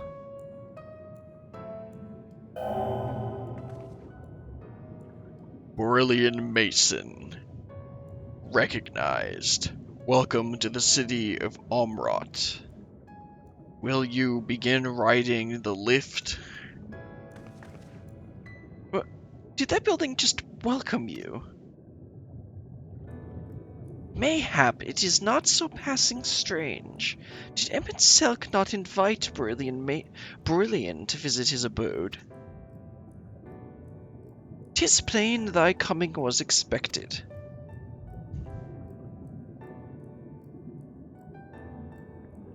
And where will this lift be taking us? The lift services every level of the Arcora Heights, but it is presently configured to convey passengers directly to the ground floor. Well, there you have it. In the absence of some few 100 million yalms of rope, we have little choice but to accept the offer. With emphasis on we, I'm not about to let you walk into that place alone. Hey, number 1 simp.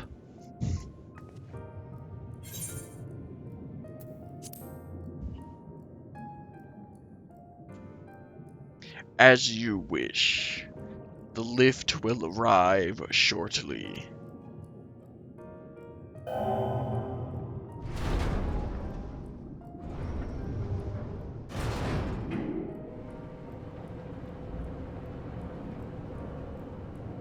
Down we go. Next stop, ground floor. Facilities include the Bureau of the Administration, the Bureau of the Architect, and the Capitol. Gee, I wonder which one Emmett's at.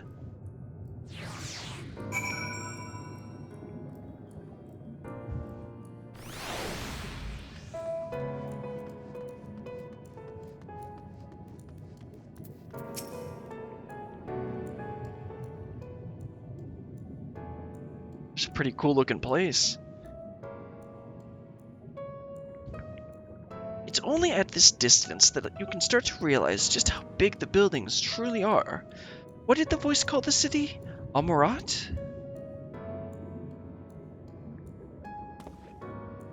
Look, over there. Huh?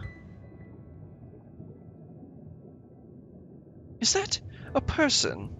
Oh no, my mistake. That's a giant. It doesn't seem to have noticed us yet. Giant or no, a resident of this place may have much and more to tell us. I say we make the first move. Alpha Node, you can't just... Ugh.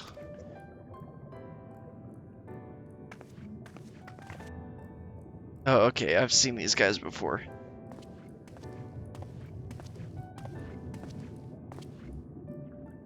Pray excuse my boldness, but might I ask you a few questions? I don't know any context on these guys, I've just seen them before. Oh, what adorable costumes! Are you children on an excursion? This district has much to teach you. Well, I guess they'll teach us. How odd!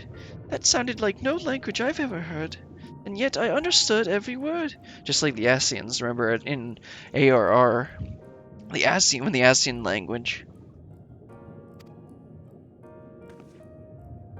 Just as he understood us. This is pretty interesting. Ahem, at which district is this exactly? You must be lost, poor things. You stand in the Polylarid district, wherein lie the institutions most vital to the management of our star.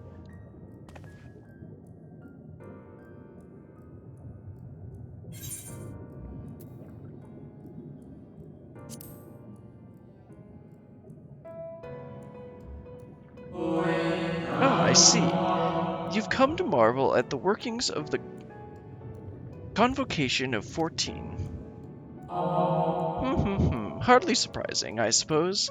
The whole world holds its breath as the final days draw near, and our brightest minds race to implement their plans. My brain's got tons of question marks right now. Thus you must understand that gaining an audience at this time will be next to impossible. You should hurry home now, before your families begin to worry. Do you need me to walk you back? No, we're fine ourselves. We know the way. No, thank you. We'll be fine. Very well. Take care, little ones.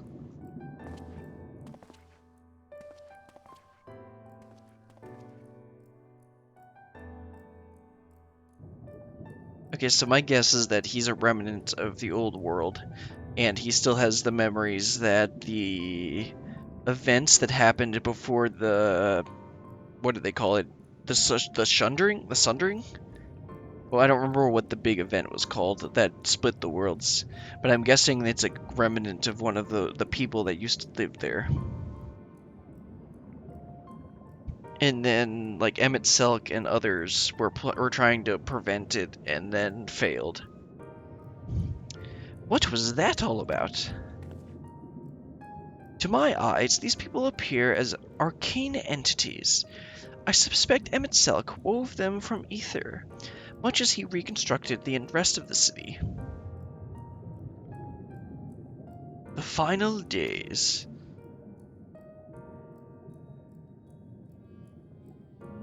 This is really interesting. Such words will well befit the oblivion described to us by our Ascian foe. A catastrophe of unprecedented scale, which did set in motion the summoning of Zodiark, and thence Heidelin herself. So I'm guessing when he reconstructed the city, he reconstructed the, like, people too? But that happened centuries ago. And centuries and centuries ago, didn't it? That man spoke as if we're rushing to avert a disaster here and now.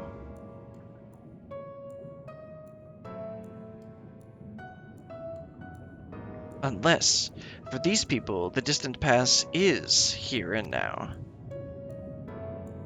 I believe thou hast the right of it, Master Alphanode. This ethereal Amorat and its residents appear to be phantoms of a different age. Emmett Selk hath resurrected a memory, a moment in time from before the star was sundered. Yeah, okay, that's what I thought.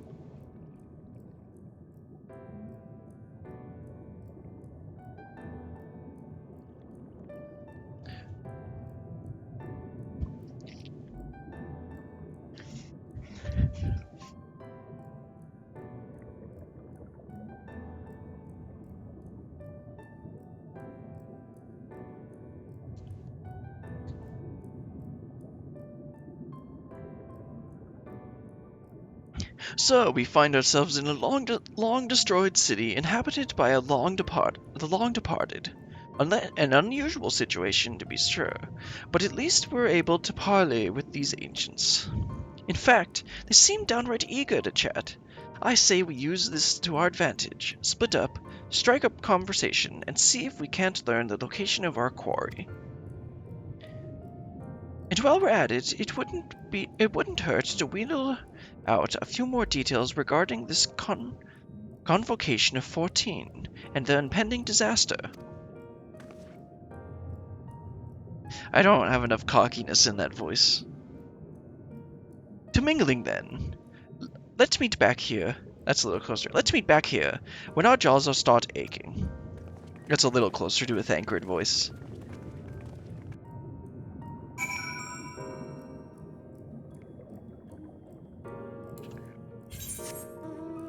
Oh, let's go explore the city.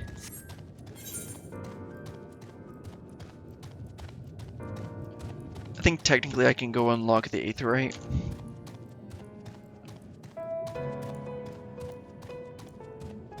But I'm gonna wait. So are these like old world Ascians?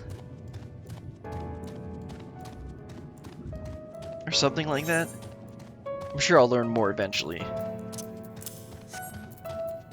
Let's see, do I have any? Nope, I don't. Man, I can't wait. Once I get level 90, and I really shouldn't have bought these yet. The level 90 books.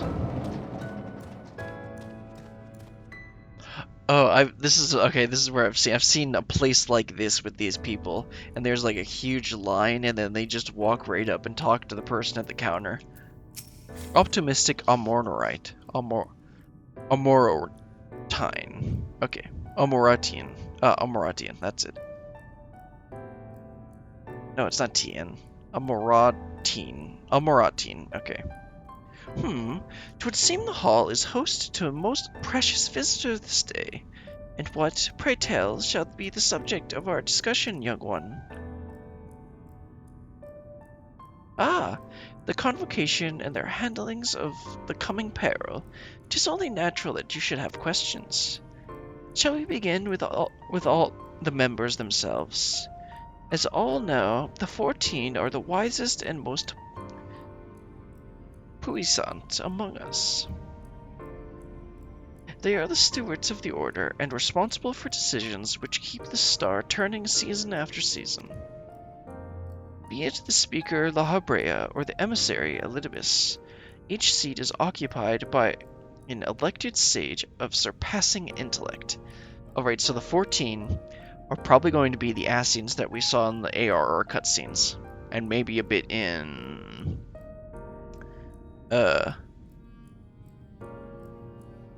Heavensward? Because I remember they used to have like a circle of Ascians that used to sit, that would discuss their plans, then La Habrea would be doing what he wants. And Elidibus would be like, no, you shouldn't do that. Longheath, Mitran, Emmett Selk, their individual titles have, as a gesture of respect and matter of tradition, become synonymous with their incumbents. Okay, so those aren't actually their names, those are their titles. Thus, it is with great incredulity that I greet this recent rumor that a seat in the convocation is soon to be left vacant. If proven true, 'twas would be an unprecedented development, a testament to the immeasurable pressure under which our saviors are toiling. In any event, I for one am confident they will deliver our star unto salvation. Well, that didn't happen.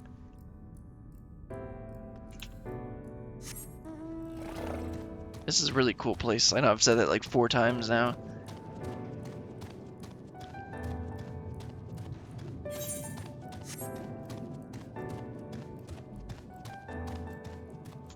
Let me write something down.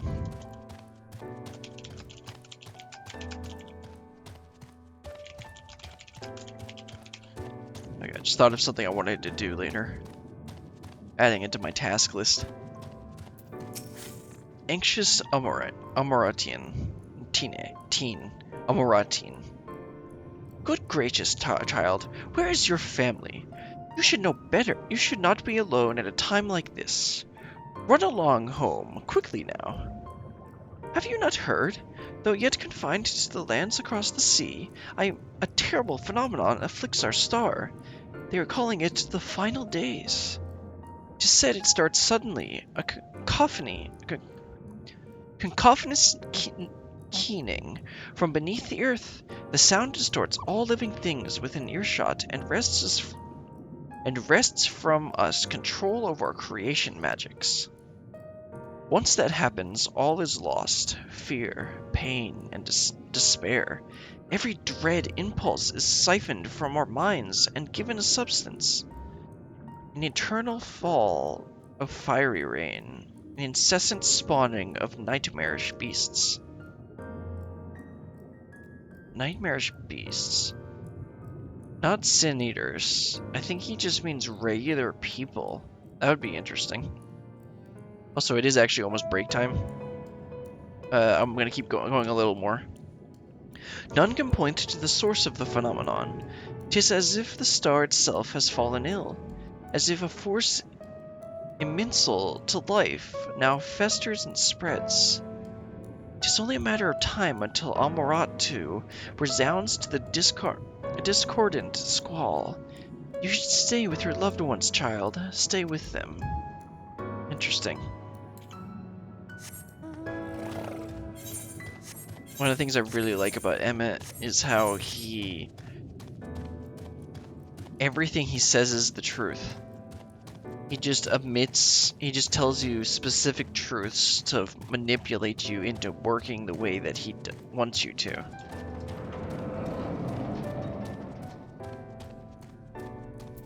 Pragmatic Amoratin. An audience with Emmett Selk? I'm afraid you have the wrong office, little one. And besides, he will be far too busy to find the questions of curious children. Surely you have been told of the looming catastrophe? Every resource available to the convocation must be spent upon ensuring our world survives. They have yet to make an official announcement, but it is said the 14 are moving forward with a plan of scarce credible proportions, one which promises to grant will to the very star itself. They will invoke our mightiest spells of creation to birth an entity of all-encompassing magnificence, and then they will rewrite the laws of existence. 'Tis a huge undertaking, and it must be completed ere the corruption spreads this far. Thus I say to you again, do not hold out hope for an audience. These conversations are just leaving me with even more questions. It's great.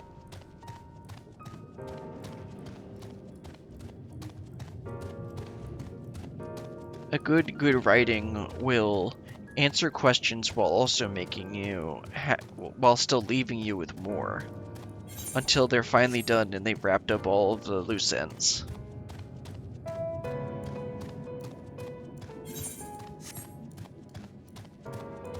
Okay, once I go speak to probably Alizé, we'll take a quick break. And I think there's only 2 more quests to do. Either Alizé or Thancred. Or Alphnode, I guess.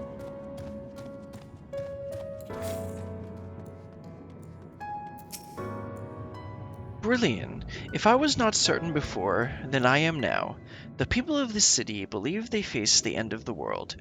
I cannot imagine what purpose compelled Emmett Selk to recreate this ancient Amorat.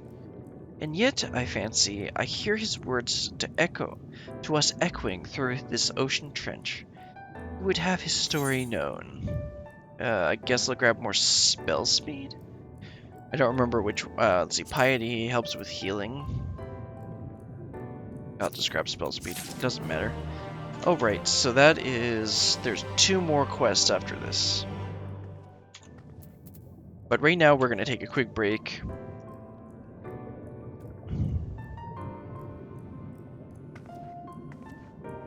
And when we return, we'll continue MSQ.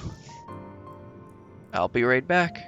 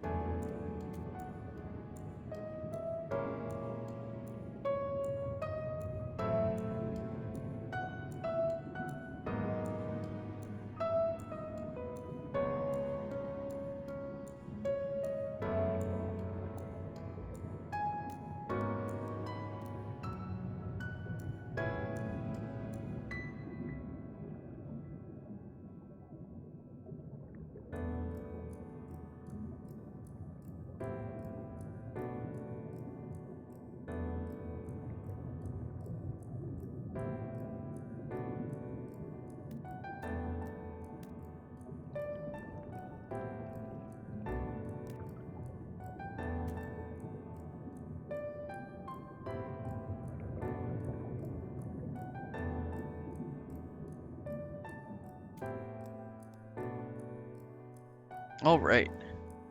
Let's get back. Let's get back on the quest. Okay, Alpha Node. A great purpose. Alpha Node is awaiting the return of our other companions. We can compare notes once the others return. Hopefully then our next move will become clear.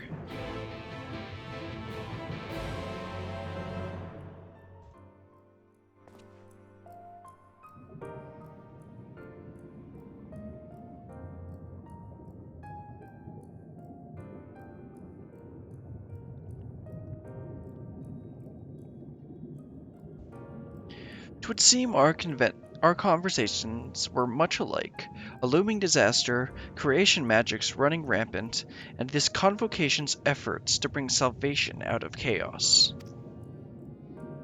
I suppose there was talk of a little else in the time when these events came to pass. Ah, Urianger, if I may, what are your thoughts on the ancient art of creation? A fascinating discipline, indeed. All that the mind can conceive may be rendered into reality. All that is required is a clear concept upon which to focus one's will. I like that idea.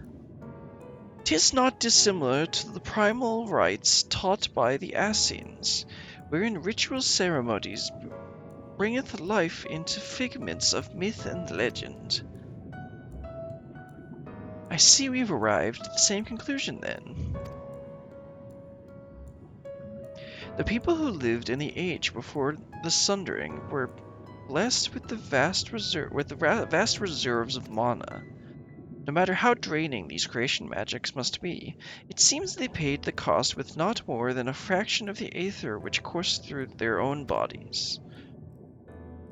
If we were to attempt the same, such spells would soon deplete our energies, and then seek to draw the balance from elsewhere, from a hoard of crystals mayhap, or from the very land itself. Thus, when the art of creation was placed into our hands, it became, in effect, a means for destruction. An interesting matter, which no doubt bears further study, but despite all these revelations, I worry we are no closer to finding Emmett Selk. Has anyone learned aught which might lead us to his location? Not directly. Mayhap, but from what we've heard, it seems the convocation of 14 is sequestered in the nearby Capitol building. When we went to see for ourselves, the attendant wouldn't let us through without a writ of permission.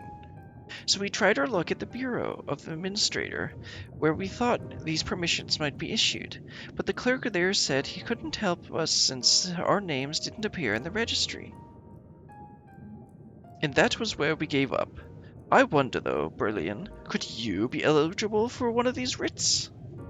The voice in the lift seemed to know who you were. It might be that your name is registered at the bureaus as well. Worth a look, I'd say. Okay.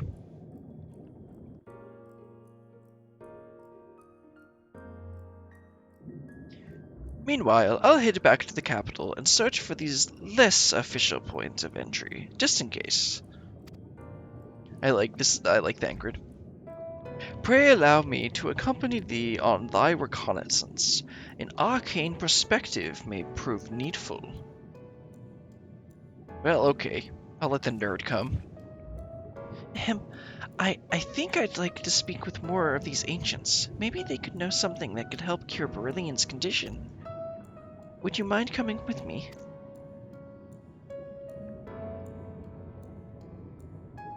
Of course, I don't mind. Just lead the way.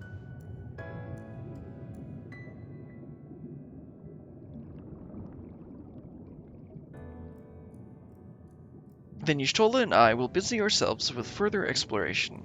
There is surely more intelligence to be had. And so we part ways once more. This time, however, let us reconvene in front of the capital.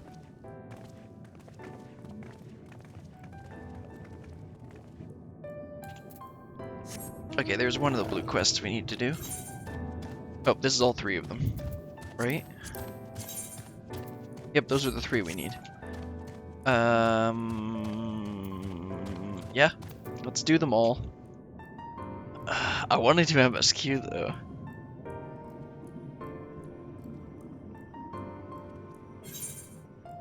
Let's start with this guy, patronizing Amorotine.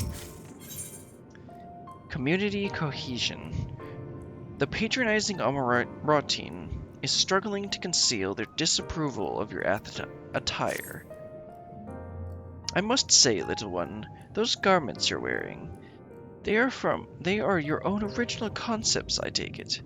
Clearly they must be, given the rather singular flamboyance. I would never dream of stifling a fledgling creator's creativity, but to parade out in your cultivated individuality is hardly praiseworthy. An Amorotine of character shares their creations with the community. They do not hoard them for their use alone. To delight in disparity is a mark of the morally deficient. I see, this is the kind of outlook we need. Disparity engenders feelings of want and resentment, which degrade the bonds of fellowship. Thus do we encourage creators to share and share alike, else we risk kindling the embers of covetousness and violence that ever smolder in the hearts of all.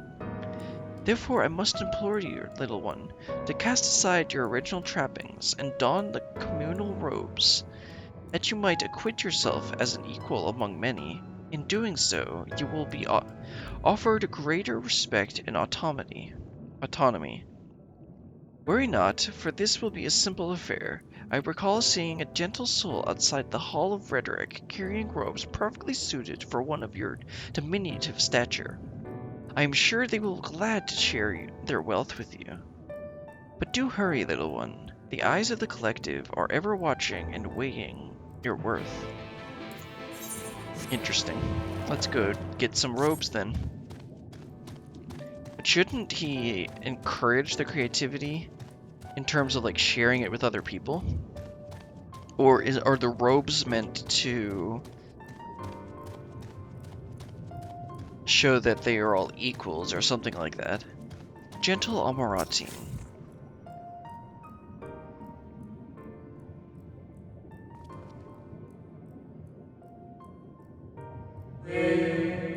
Oh, aren't we looking rather smart this evening? What can I do for you, little one?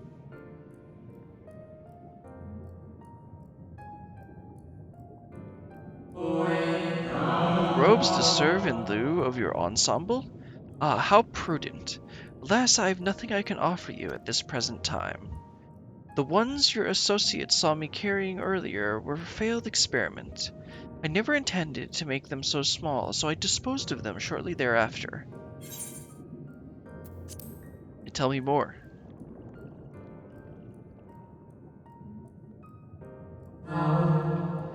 By your bemused expression, I gather you find it odd that your elders can fail in so simple an application of creation magics. It is more common than you may realize, little one. In this instance, a gaggle of children was passing by as I held the image of the robes in my mind's eye. Oh, okay, that's interesting. Simply by becoming aware of their presence was the form influenced and the final product changed. All things considered, it could have been worse. Just the other day, I was attempting to convene a white-haired lion. Conceive a white-haired lion, when all of a sudden this exquisite eagle aligned on the nearby railing, giving me quite a shock, dramatically altering my initial concept. Yeah, I want to do these quests, because these are actually really interesting. Yes, indeed. It was a most unexpected development, but not an altogether unwelcome one. Great strides are often born from unexpected impetuses. But even inspiration has its limits. For all the wonders we have wrought, I do wonder if there will come a time when we have fully explored the potential of our powers, when there is truly nothing left unmade, and only iteration and imitation and stagnation remain. But such esoteric matters need not concern you, little one. For now, I would encourage you to embrace your creativity and work your magics without fear of failure. Nevertheless, it would still be in best interest to don the appropriate robes to avoid excess scrutiny. Why don't you go to the Bureau of the Architect and request the appropriate concept so you can fashion one yourself? Well, I wish I could.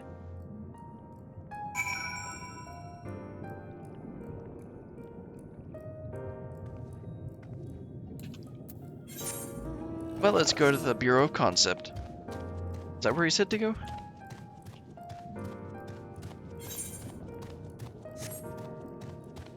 Also, having a uniform makes it less, because there's less individuality, there's less, content. That's the wrong word. Less material to use to scrutinize others. At least. But then it also prevents a person's individuality and creativity like we're seeing in this. In this case, it could potentially be stifled.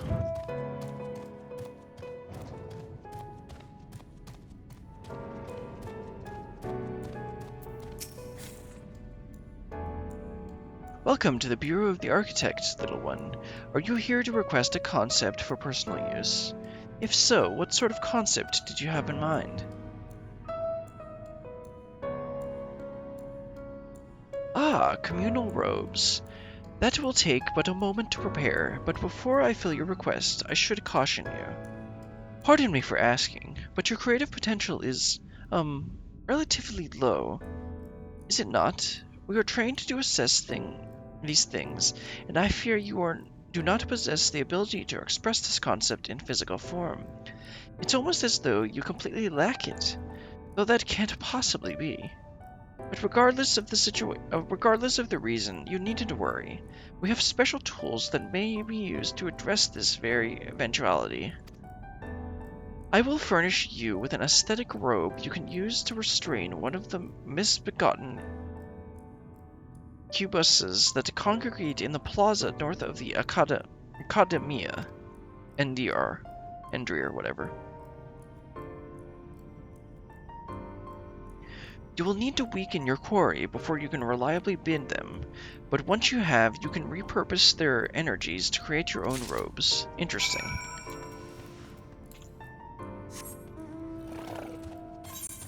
It's interesting that he can identify that we lack the ability to use creation magics. Then again, Emmett did essentially recreate these people to know who we are. Yeah, let me do that. I'm gonna head over to this one, then I'll run back, and I'm gonna just go through and do each of these blue quests, which will probably end up taking the rest of the stream. So I'm planning on going at least half an hour more. That'll stop at 3 hours. Although, I might go a little bit longer than that.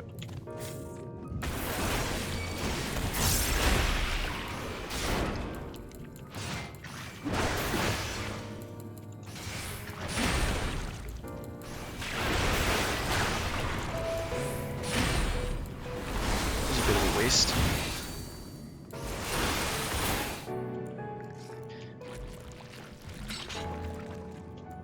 Oh, I need to use the item.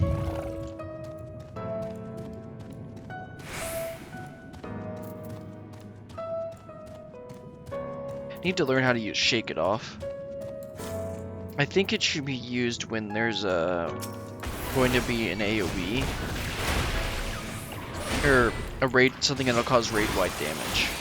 And then you can help mitigate a bunch of that damage with the shield that it provides. Okay, let's actually remember to use the item.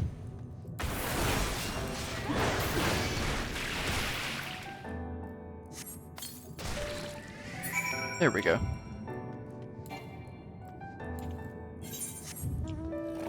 Let's get our old world Ascian robes. I'm just gonna call them that. I don't actually know what their official. I mean, they're Almorites.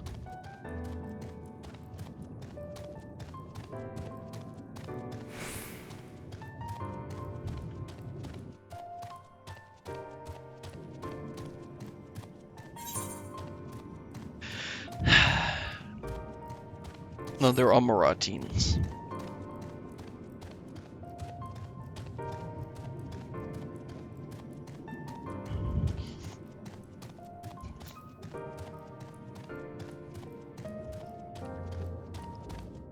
I'm really enjoying the lore of this place with each one of these quests.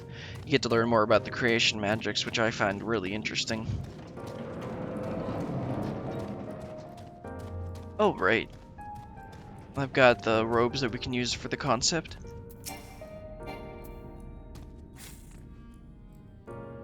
Welcome back, little one. Did you succeed in binding a cubus?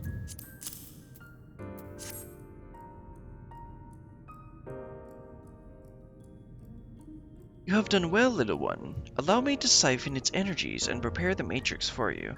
It should only take a moment. Here you are, a creation matrix that you may use to generate your own robes.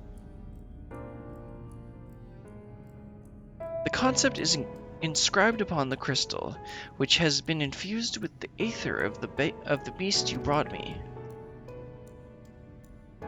What? Why are you looking at me as though you do not know how to channel the power of creation? It is as natural as breathing. Even a newborn babe has the instinct. Even if your potential is lacking, as one of our people, you must surely know what to do. Throw in some mad shade. But the idea of being able to create having the power of creation like this, and just being able to create anything from a concept, is really interesting. It's not original. Like, that idea has been used before, but I still find it really interesting. Anyway, let's talk to the bureau attendant. Responsible creation. The bureau attendant seems to be regarding you as a lost young child, which, I mean, he's not wrong. Greetings and welcome to the Bureau of the Architect. Are you in need of assistance? It would be my pleasure to answer any questions you might have. To your left is the counter where you may submit registrations for new creations. To your right, you will find the counter where you may relinquish concepts on file. Am I correct in assuming you are not familiar with these services we provide? I see. A more detailed explanation is in order, then. You understand that by harnessing the power of creation, we can give physical form to all manner of concepts, yes?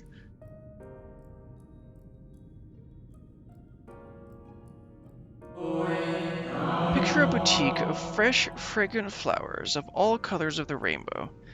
Now picture those self-same flowers, formed of delicate crystal, impossibly fragile, and radiating hues beyond the visual spectrum. Every day, our people push the boundaries of imagination to conceive new and striking designs like these. But there are limits to what a single individual can shape with their abilities alone. Those who harbor greater ambitions may offer their concepts to others here, that they might have the strength of many accomplish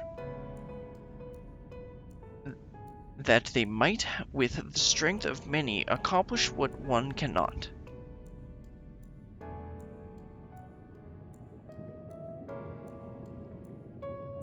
Not all concepts are approved for wider distribution, of course.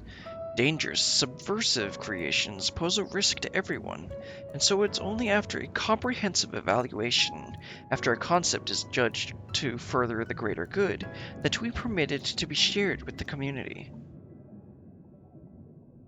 Couldn't that potentially stifle creativity? Do you understand, little one? No, could you tell me it all again? I wasn't listening. Since you are here, I think you might benefit from conversing with some of the others currently availing themselves of our services. Why don't you go and speak with some of the citizens waiting for their registrations to be processed? Much as I would believe my explanation was more than sufficient, I expect that you may gain greater insight in this way.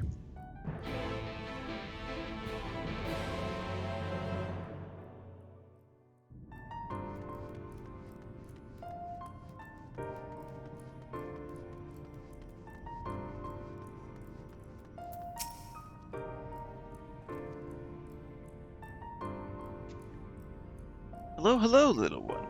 So rare it is to see one of your size roaming about here. Come to learn about the Bureau, are we? I'm here today to register a new creature.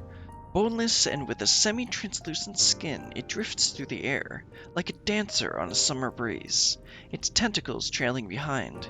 It utilizes gas bladders to propel itself from place to place, you see. I'll admit it's not the most elegant of designs. I'd not shed a tear if it were rejected, quite frankly. But what can I say? I take pleasure in conceiving unorthodox designs. A beginner like you shouldn't take after me, though. If you're looking to pick up a few tips, you should probably ask someone else. Ah, is that my number they just called? If you'll excuse me.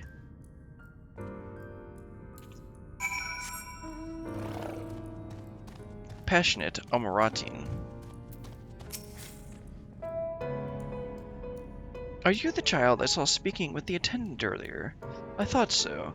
So young and already so eager to learn about concepts and their creations. That curiosity will serve you well, little one. I've been credited with a few popular concepts, I'm proud to say. I'm hoping that my latest will be equally well received. Autonomous figures. I say my latest, but really, it's the product of many others' efforts and individual insights. But such is the case for every masterwork, I reckon. Autonomy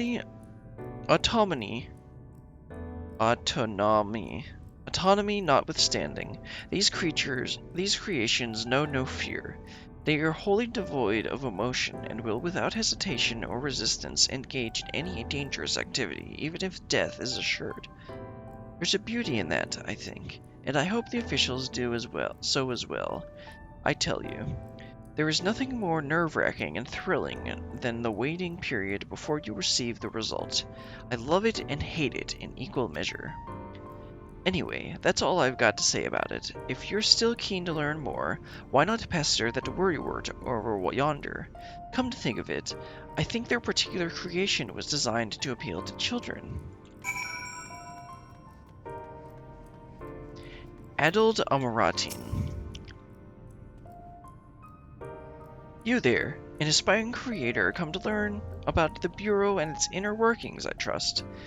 That's well and good, but since you're here, perhaps you can help me with a little something. I've been refining a concept of mine for some time now. Adorable little creatures designed to be the perfect plaything for any young citizen. But I'm still terribly unsure if it's ready to be submitted for approval. Which is why I was hoping you might first put it through its paces and tell me what you think. Your honest opinion. I'll have no flattery from you, young lady.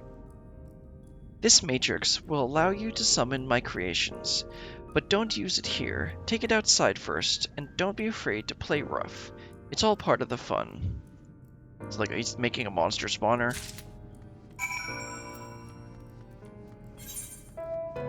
Okay, I actually have to go somewhere specific.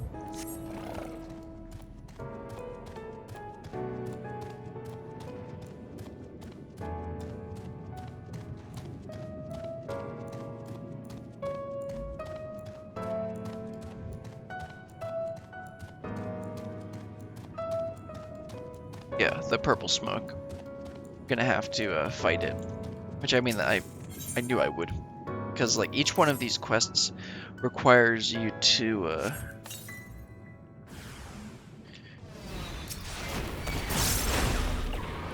oh right.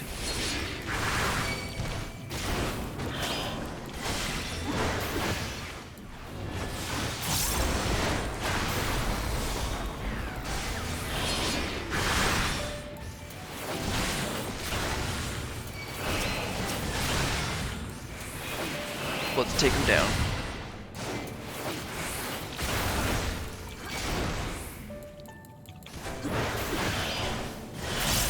Oh, wrong button, but that was fine. Again, wrong button.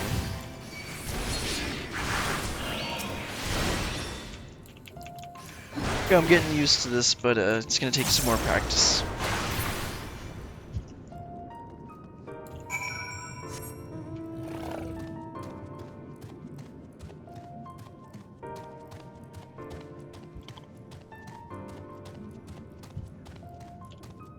These quests are going a little bit faster than I was expecting. But actually, I'm almost done with this MSQ. Am I? Maybe not. So I'm gonna maybe try and get flying before the end of the episode. Because this one, and I only have one more blue quest to finish, and then there's the MSQ quest. Anyway, how did you find my lovelies? Were they as delightful and engaging as I hoped? Tell me everything, spare no details. They were a bit easy. I say, they sprouted nonsensical phrases and attacked you like mad beasts? How distressing, and not at all what I intended. My sincerest apologies to you, little one, for the unpleasant experience. Still, from these experiences do we grow stronger and wiser. I look forward to the day when you will try your head at creation too.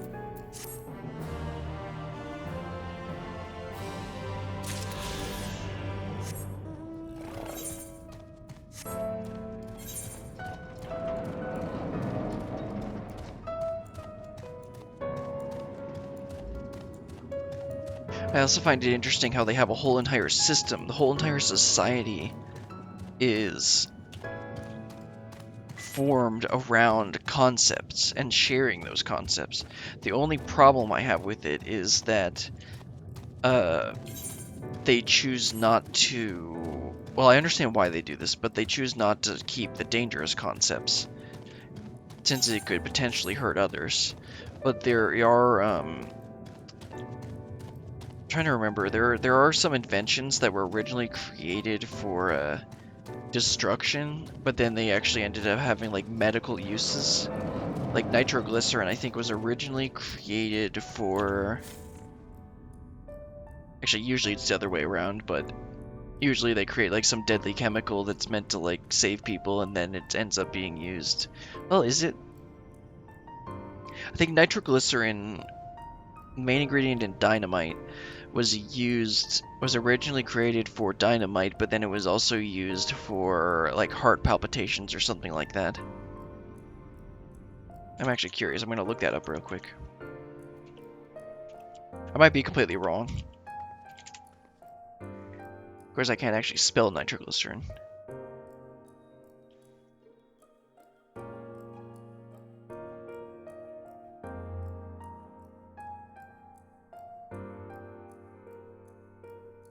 Let's see.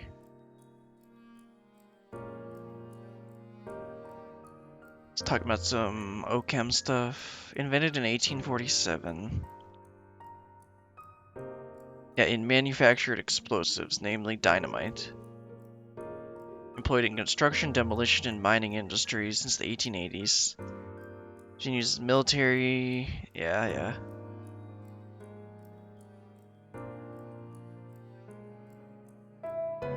Yeah, nitroglycerin has been used for over 130 years in medicine as a potent vacillator, distillation of vascular systems, to treat heart conditions such as, I can't read this, chronic heart failure, agnia,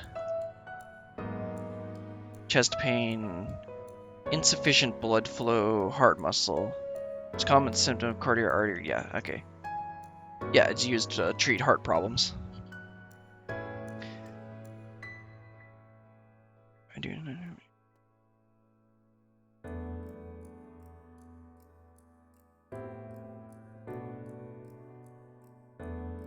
Yeah, it's used to treat heart problems.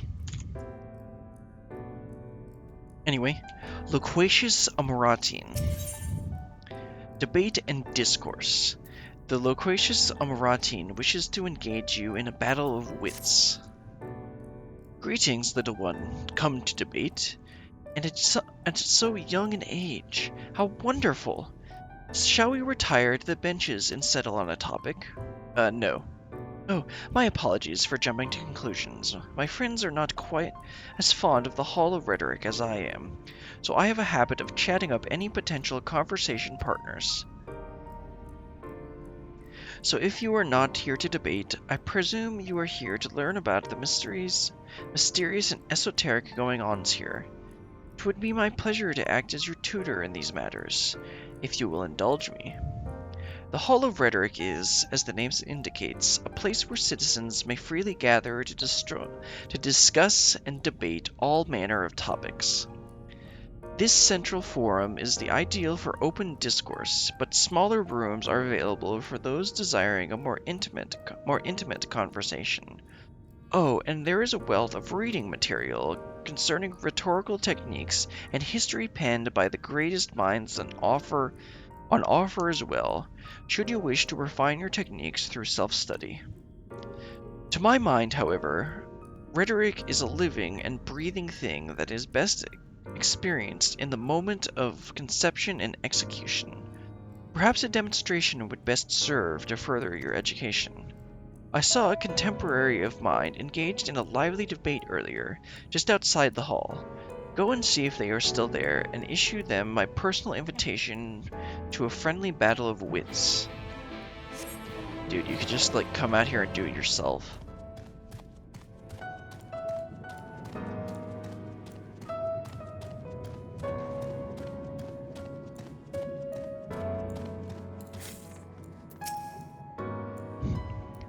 But that is precisely my point, that our obsession with the so-called mandate to approve only the most... Oh yeah, this is what we were talking about, what I mentioned earlier.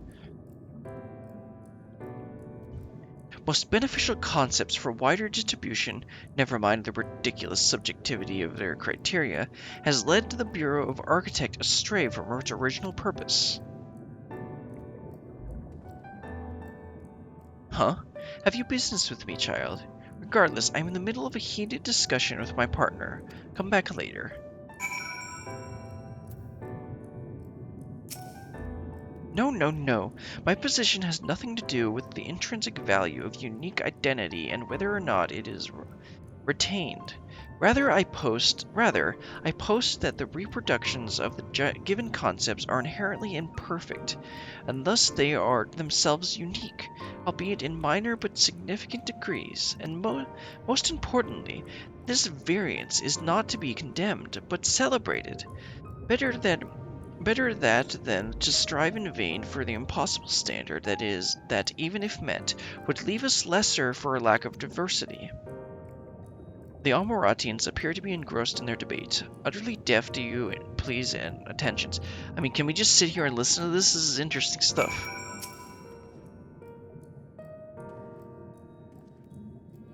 My, aren't you a stubborn little bugger? It's strangely endearing, I must admit, but we have all the time in the world. Why are you so insistent that I speak with you this very instant? Ah, you are acquainted with that chatterbox. I suppose I do owe them a debate or two, and now is as a good occasion as any, so be it.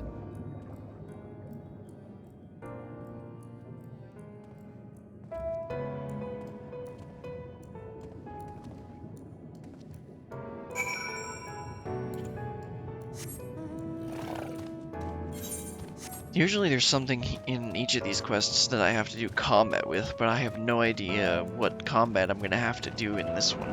Unless he's going to say, go fetch me something.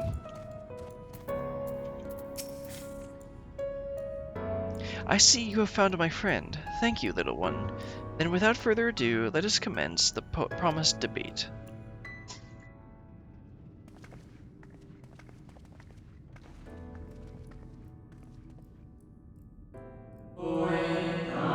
As to the matter of what subject we shall debate today, I propose the recent calamity which has befallen our friends across the pond. What say you? The singular point of contention is, of course, whether or not Almorad should intervene on their behalf. I believe we should. The scale of the disaster which threatens to disjoint metropolises is the scale henceforth unseen, and so equally considerable resources must be committed to countering its effects. I disagree. The scale concerns me less than the nature of the proposition itself. Who are we to unilaterally intervene in the affairs of those half a world away? And are we to be the saviors of one and all? Such arrogance may well lead to our own downfall.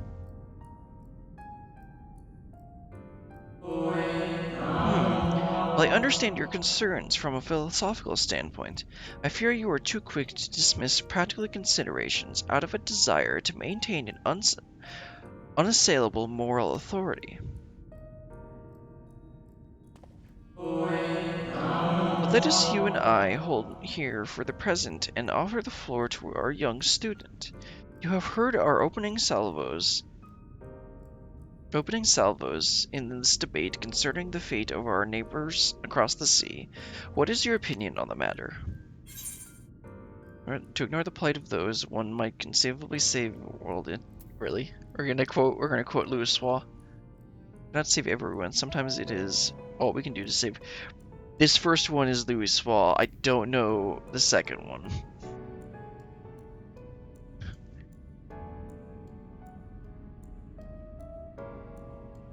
Yeah, let's go with Louis Swa.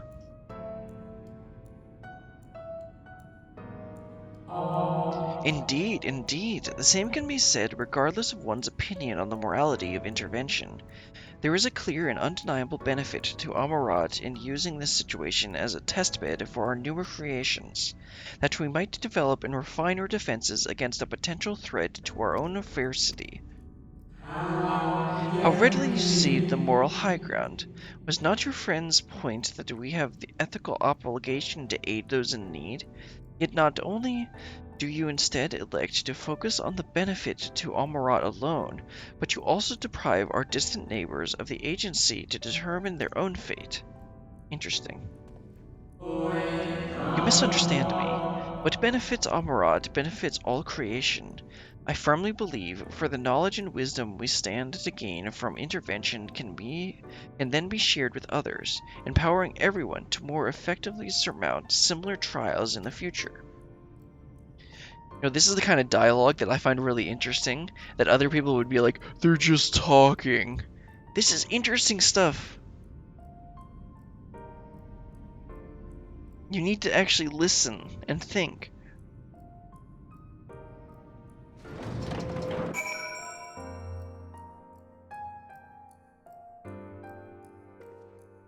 Just a second.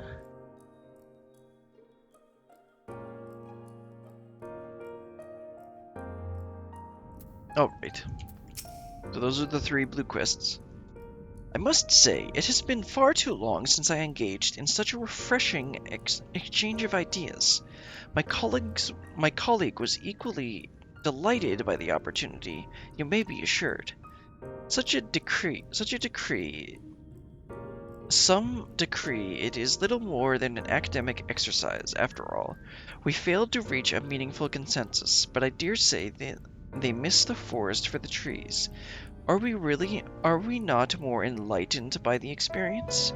Have we not been exposed to a greater variety of viewpoints? Is there not value in this alone? I truly believe we are blessed to be part of a society that exalts the free exchange of ideas, and that encourages active participation in the public discourse. This may have been no more than your first foray into the exciting world of rhetoric, but I sense you have the soul of a debater in you. You may well have the potential to change Amarat in ways no one ever thought possible. I shall be watching your trajectory with great interest, my young friend. So, on that debate, one of them was arguing for the morality of the situation, that we are obligated to go and try and save them. But then he pivoted his position to be that everyone can benefit from testing the new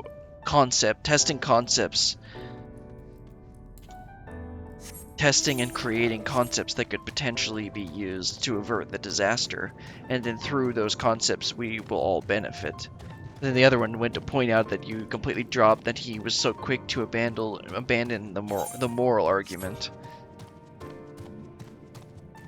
And then the other guy was all like, no, you misunderstand. This is a moral argument. Anyway, we have one more Aether Current from MSQ, which is the one that we are currently on. and then, well, flying for the area. But first things first, I need to get this aetheryte. And once I've done that, I'll talk to them over here and see how much more MSQ there is to do. Because even if I've still got 9 minutes before I hit 3 hours, well, actually it's 4 minutes, but because I clicked stop stream again at the beginning, whatever, I already committed to this side. Ideally, I would finish this quest, and then I think we literally have one more quest to do for a dungeon and a trial, and I might leave that for Sunday. No, I'm probably going to leave that for Sunday. Tomorrow. For now, let's attune to the aetheryte and then go talk to whoever we need to talk to over there at the entrance to the capital. It's been a really thought-provoking, much more thought-provoking story than I was expecting with Amarant. Really enjoying it. Oh, right, who do we talk to? Right, we were supposed to go talk to the clerk. To see if they'll just let us in. A visitor's writ? Yes, I can assist you. Full name, please. Brilliant Mason. Please wait near the counter while I confirm your details.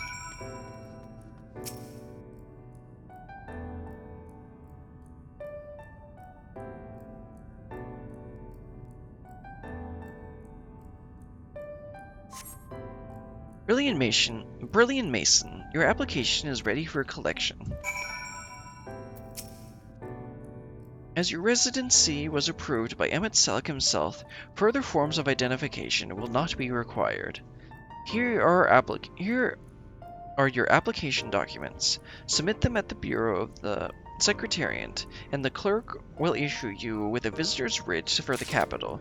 Well, that's easy. Also, this guy's a shop. Let's see if he's got something. What he sells. Okay, just dark matter and Geishel greens. Which I need to get like some more Geishel greens.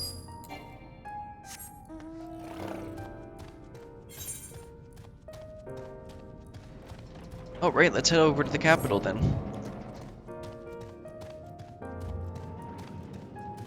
Guess Thancred doesn't need to break in.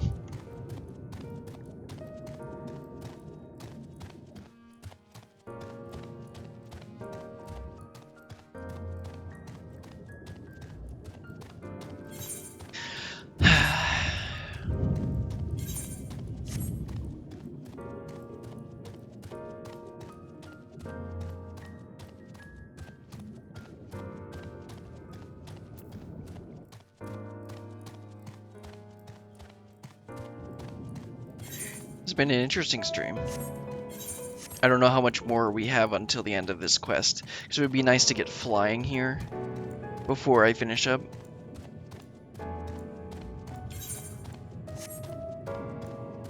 Because like hopefully there isn't too much more, because honestly I was reading a lot of dialogue for this stream. At least it was really interesting dialogue. But the next quest that we have is going to be Shadowbringers. And then that will finish up the story. Well, that'll finish up. We'll go and fight our battle against Emmett. And then we will do something. I don't know if we're going to just undo time or... Oh, I didn't need to go up here. I don't know if we're going to just undo the stuff that'll lead to the calamity or what's going to happen. Because I know we're going to fight and maybe defeat Emmett Selk, but I don't know how... The whole point of the whole premise of the story was that we were going to undo history. But, I don't know how this is going to play out at all, especially when it's Emmett. Next, please.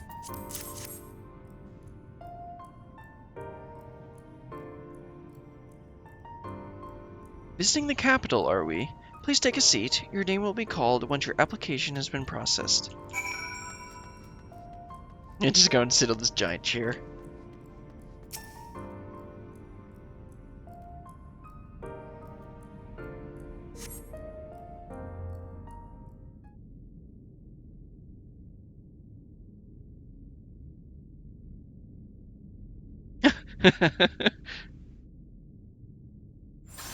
Nope, migraine time. Oh no, this is the light.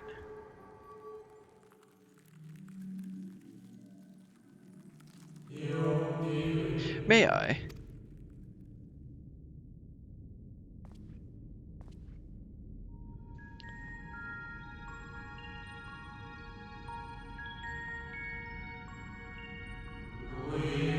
You, I think, are from a time beyond ours. Have you followed in the wake of Emet-Selch? Nay, there is no cause for alarm. I am simply a shade, here and not here. I know only that my name is Hythlotus, and that this city is a recreation, a phantom moment plucked from the well of history. Is he the only one that notices?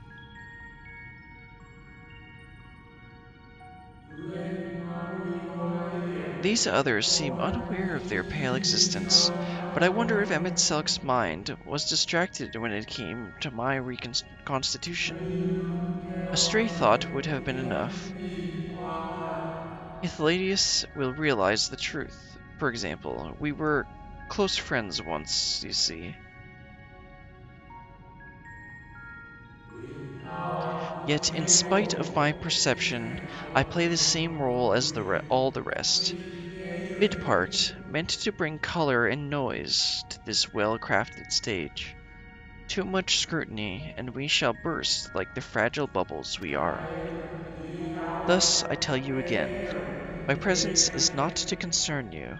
I wish only to share your company whilst we wait.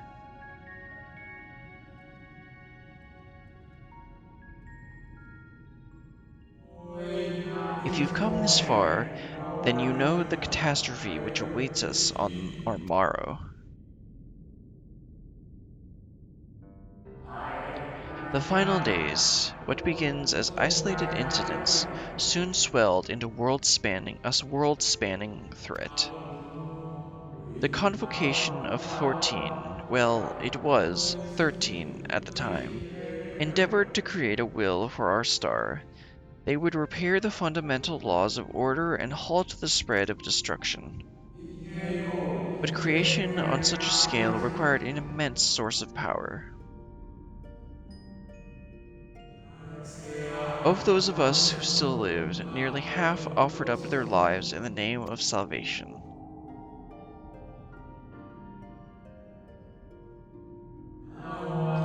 And from their sacrifice, Zodiarch was born. Just as we had hoped, he reached forth and halted the march of oblivion. Yet, oh how the star had suffered, so many species lost. The land was blighted, the waters poisoned, and even the wind had ceased to blow. Once more did our people give of themselves to Zodiarch. Another half of our race sacrificed to cleanse the world, to ensure that trees and grasses and myriad tiny lives would sprout and grow and flourish. The cycle of life had begun anew, and we reconsidered the means by which we might protect it. The convocation decided thus. We would nurture our world until it was bursting with vitality. Then, when the time was right, we would offer some portion of its living energy to Zodiarch. In return, he would restore to us those brethren whose souls had fed his strength, and together we would resume our role as stewards. That's not going to work. There were, however, those who disagreed with this plan.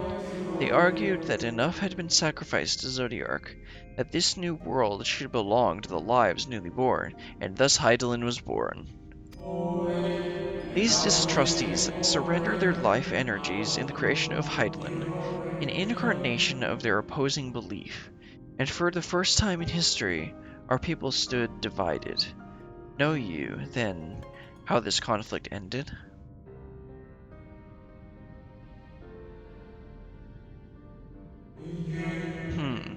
I thought you might. Interesting.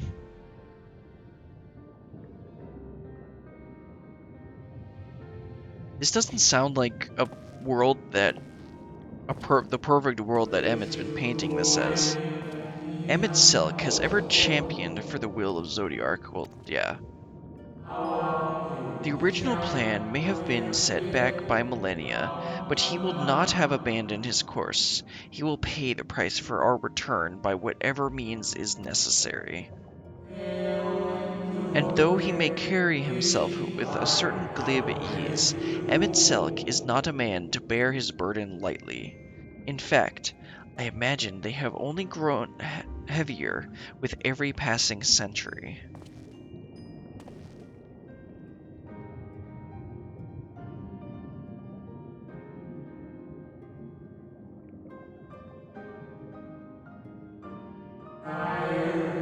Tis a truly terrible weight he has chosen to carry.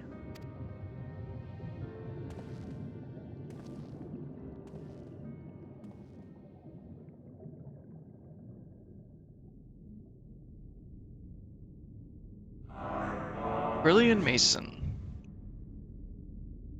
Oh, time to go. It seems your term has come. Pray do not let me keep you.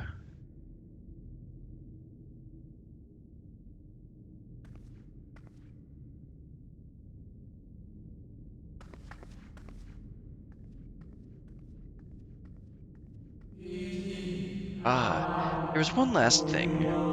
You walk with another at your side, yes? Ardbird.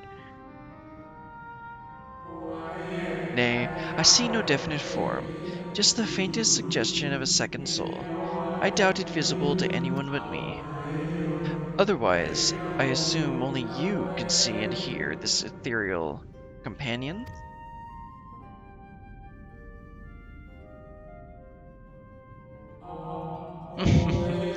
Your connection is hardly a coincidence. In our time, the two of you were one. The color of your souls tells the tale. Now that kind of makes sense, actually. A hue that distinctive cannot be mistaken, no matter how thin the soul is spread.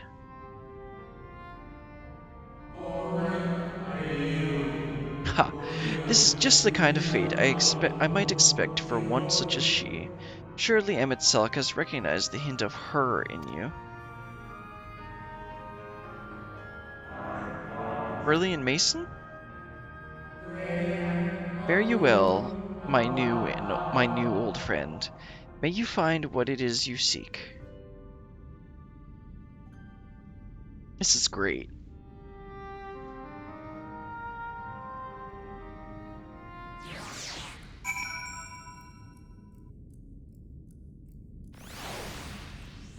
Oh, let's get this bureaucracy done.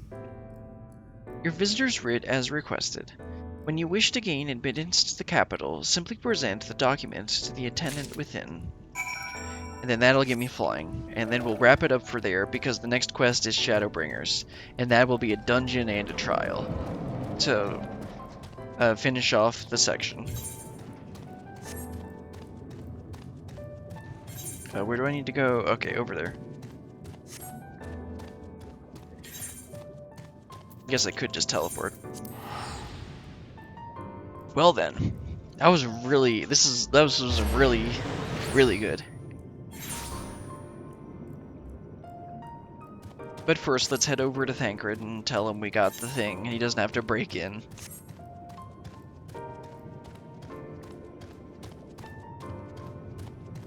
Of course, Thancred's probably already got like 3 entranceways figured out. Well then, that was really fun. I hope everyone else had a good time too. This is the kind of thought-provoking and interesting conversation that I would like to see, that I like to see a lot more. That I like to see. Anyway, finally, you were gone so long. I was on the verge of mounting a rescue party. How fared you in your bureaucratic ventures? Well, here's the writ.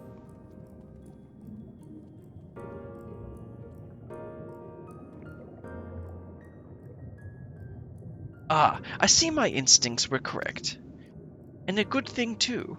Uriandre and I weighted our chances of breaking into the capital, and an official entrance is by far the most attractive option.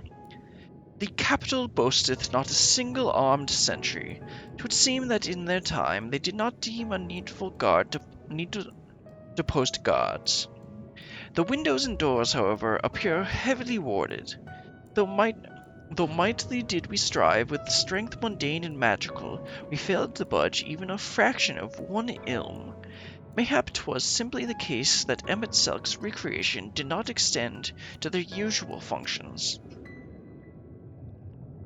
We didn't try everything, of course, but we thought it best to conserve our time and energy for when pressing matters. Speaking of which, Ryan and I tried asking out about a cure for you. The problem is, these agents didn't exist before Amrat's today. They will happily tell you their own tales, but whenever we attempt to explain our situation, the conversation becomes quickly muddled. What of you, Brillian? Was aught worthy of interest said during your obtaining of writ? Well, I met this guy. He kind of knew who I was. Told me some interesting stuff. A great sacrifice of life in exchange for their brethren's resurrection? And you say all the Ascian's scheming has been leading to this? All this time? But if they still mean to enact this plan, then things won't end with the rejoining. I thought we knew their intentions in full, restore the world to its former glory, and in turn empower Zodiark to reclaim his throne as the will of the star. Yet that was merely a step along the way. I hesitate to put it into words, but we have to assume that following the final rejoining, the Ascians mean to draw on the lives of the Source to make their sacrifice to Zodiark. That does seem to be the most likely scenario. Mayhap those who ally with them, the Ascians, would be spared that fate. But what value is there in surviving when all our history, all our struggles will be erased? I cannot conscience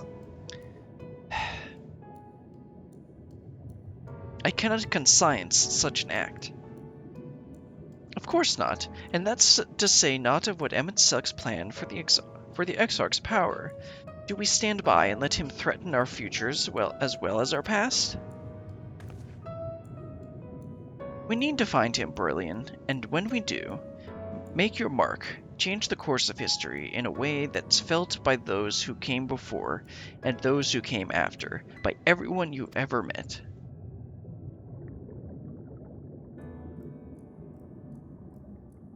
Change things so that even for my other self, dying somewhere in that future calamity, will smile and say, I knew you would win.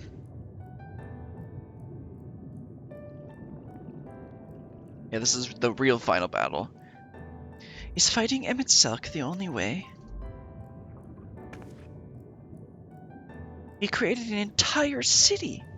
It will take everything we have to defeat him, if we even can. And if you push that hard in your current state, the light will break free. The decision to press on lies with you, just as it lies with each and every one of us.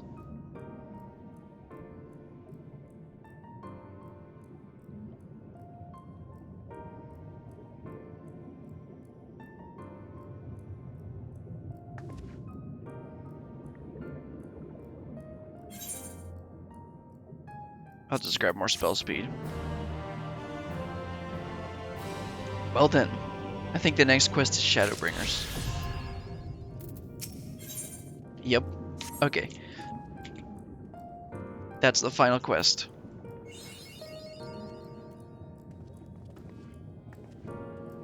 With that, I think we're going to end off here. This was really interesting. I really liked seeing the idea of the power of creation and how they have integrated that idea into that idea in an event. That's not right.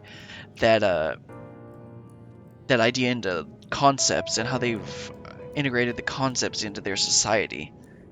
How you literally just register ideas, and then you can go and get an idea from the registry if you need it, if you need something similar to whatever you need.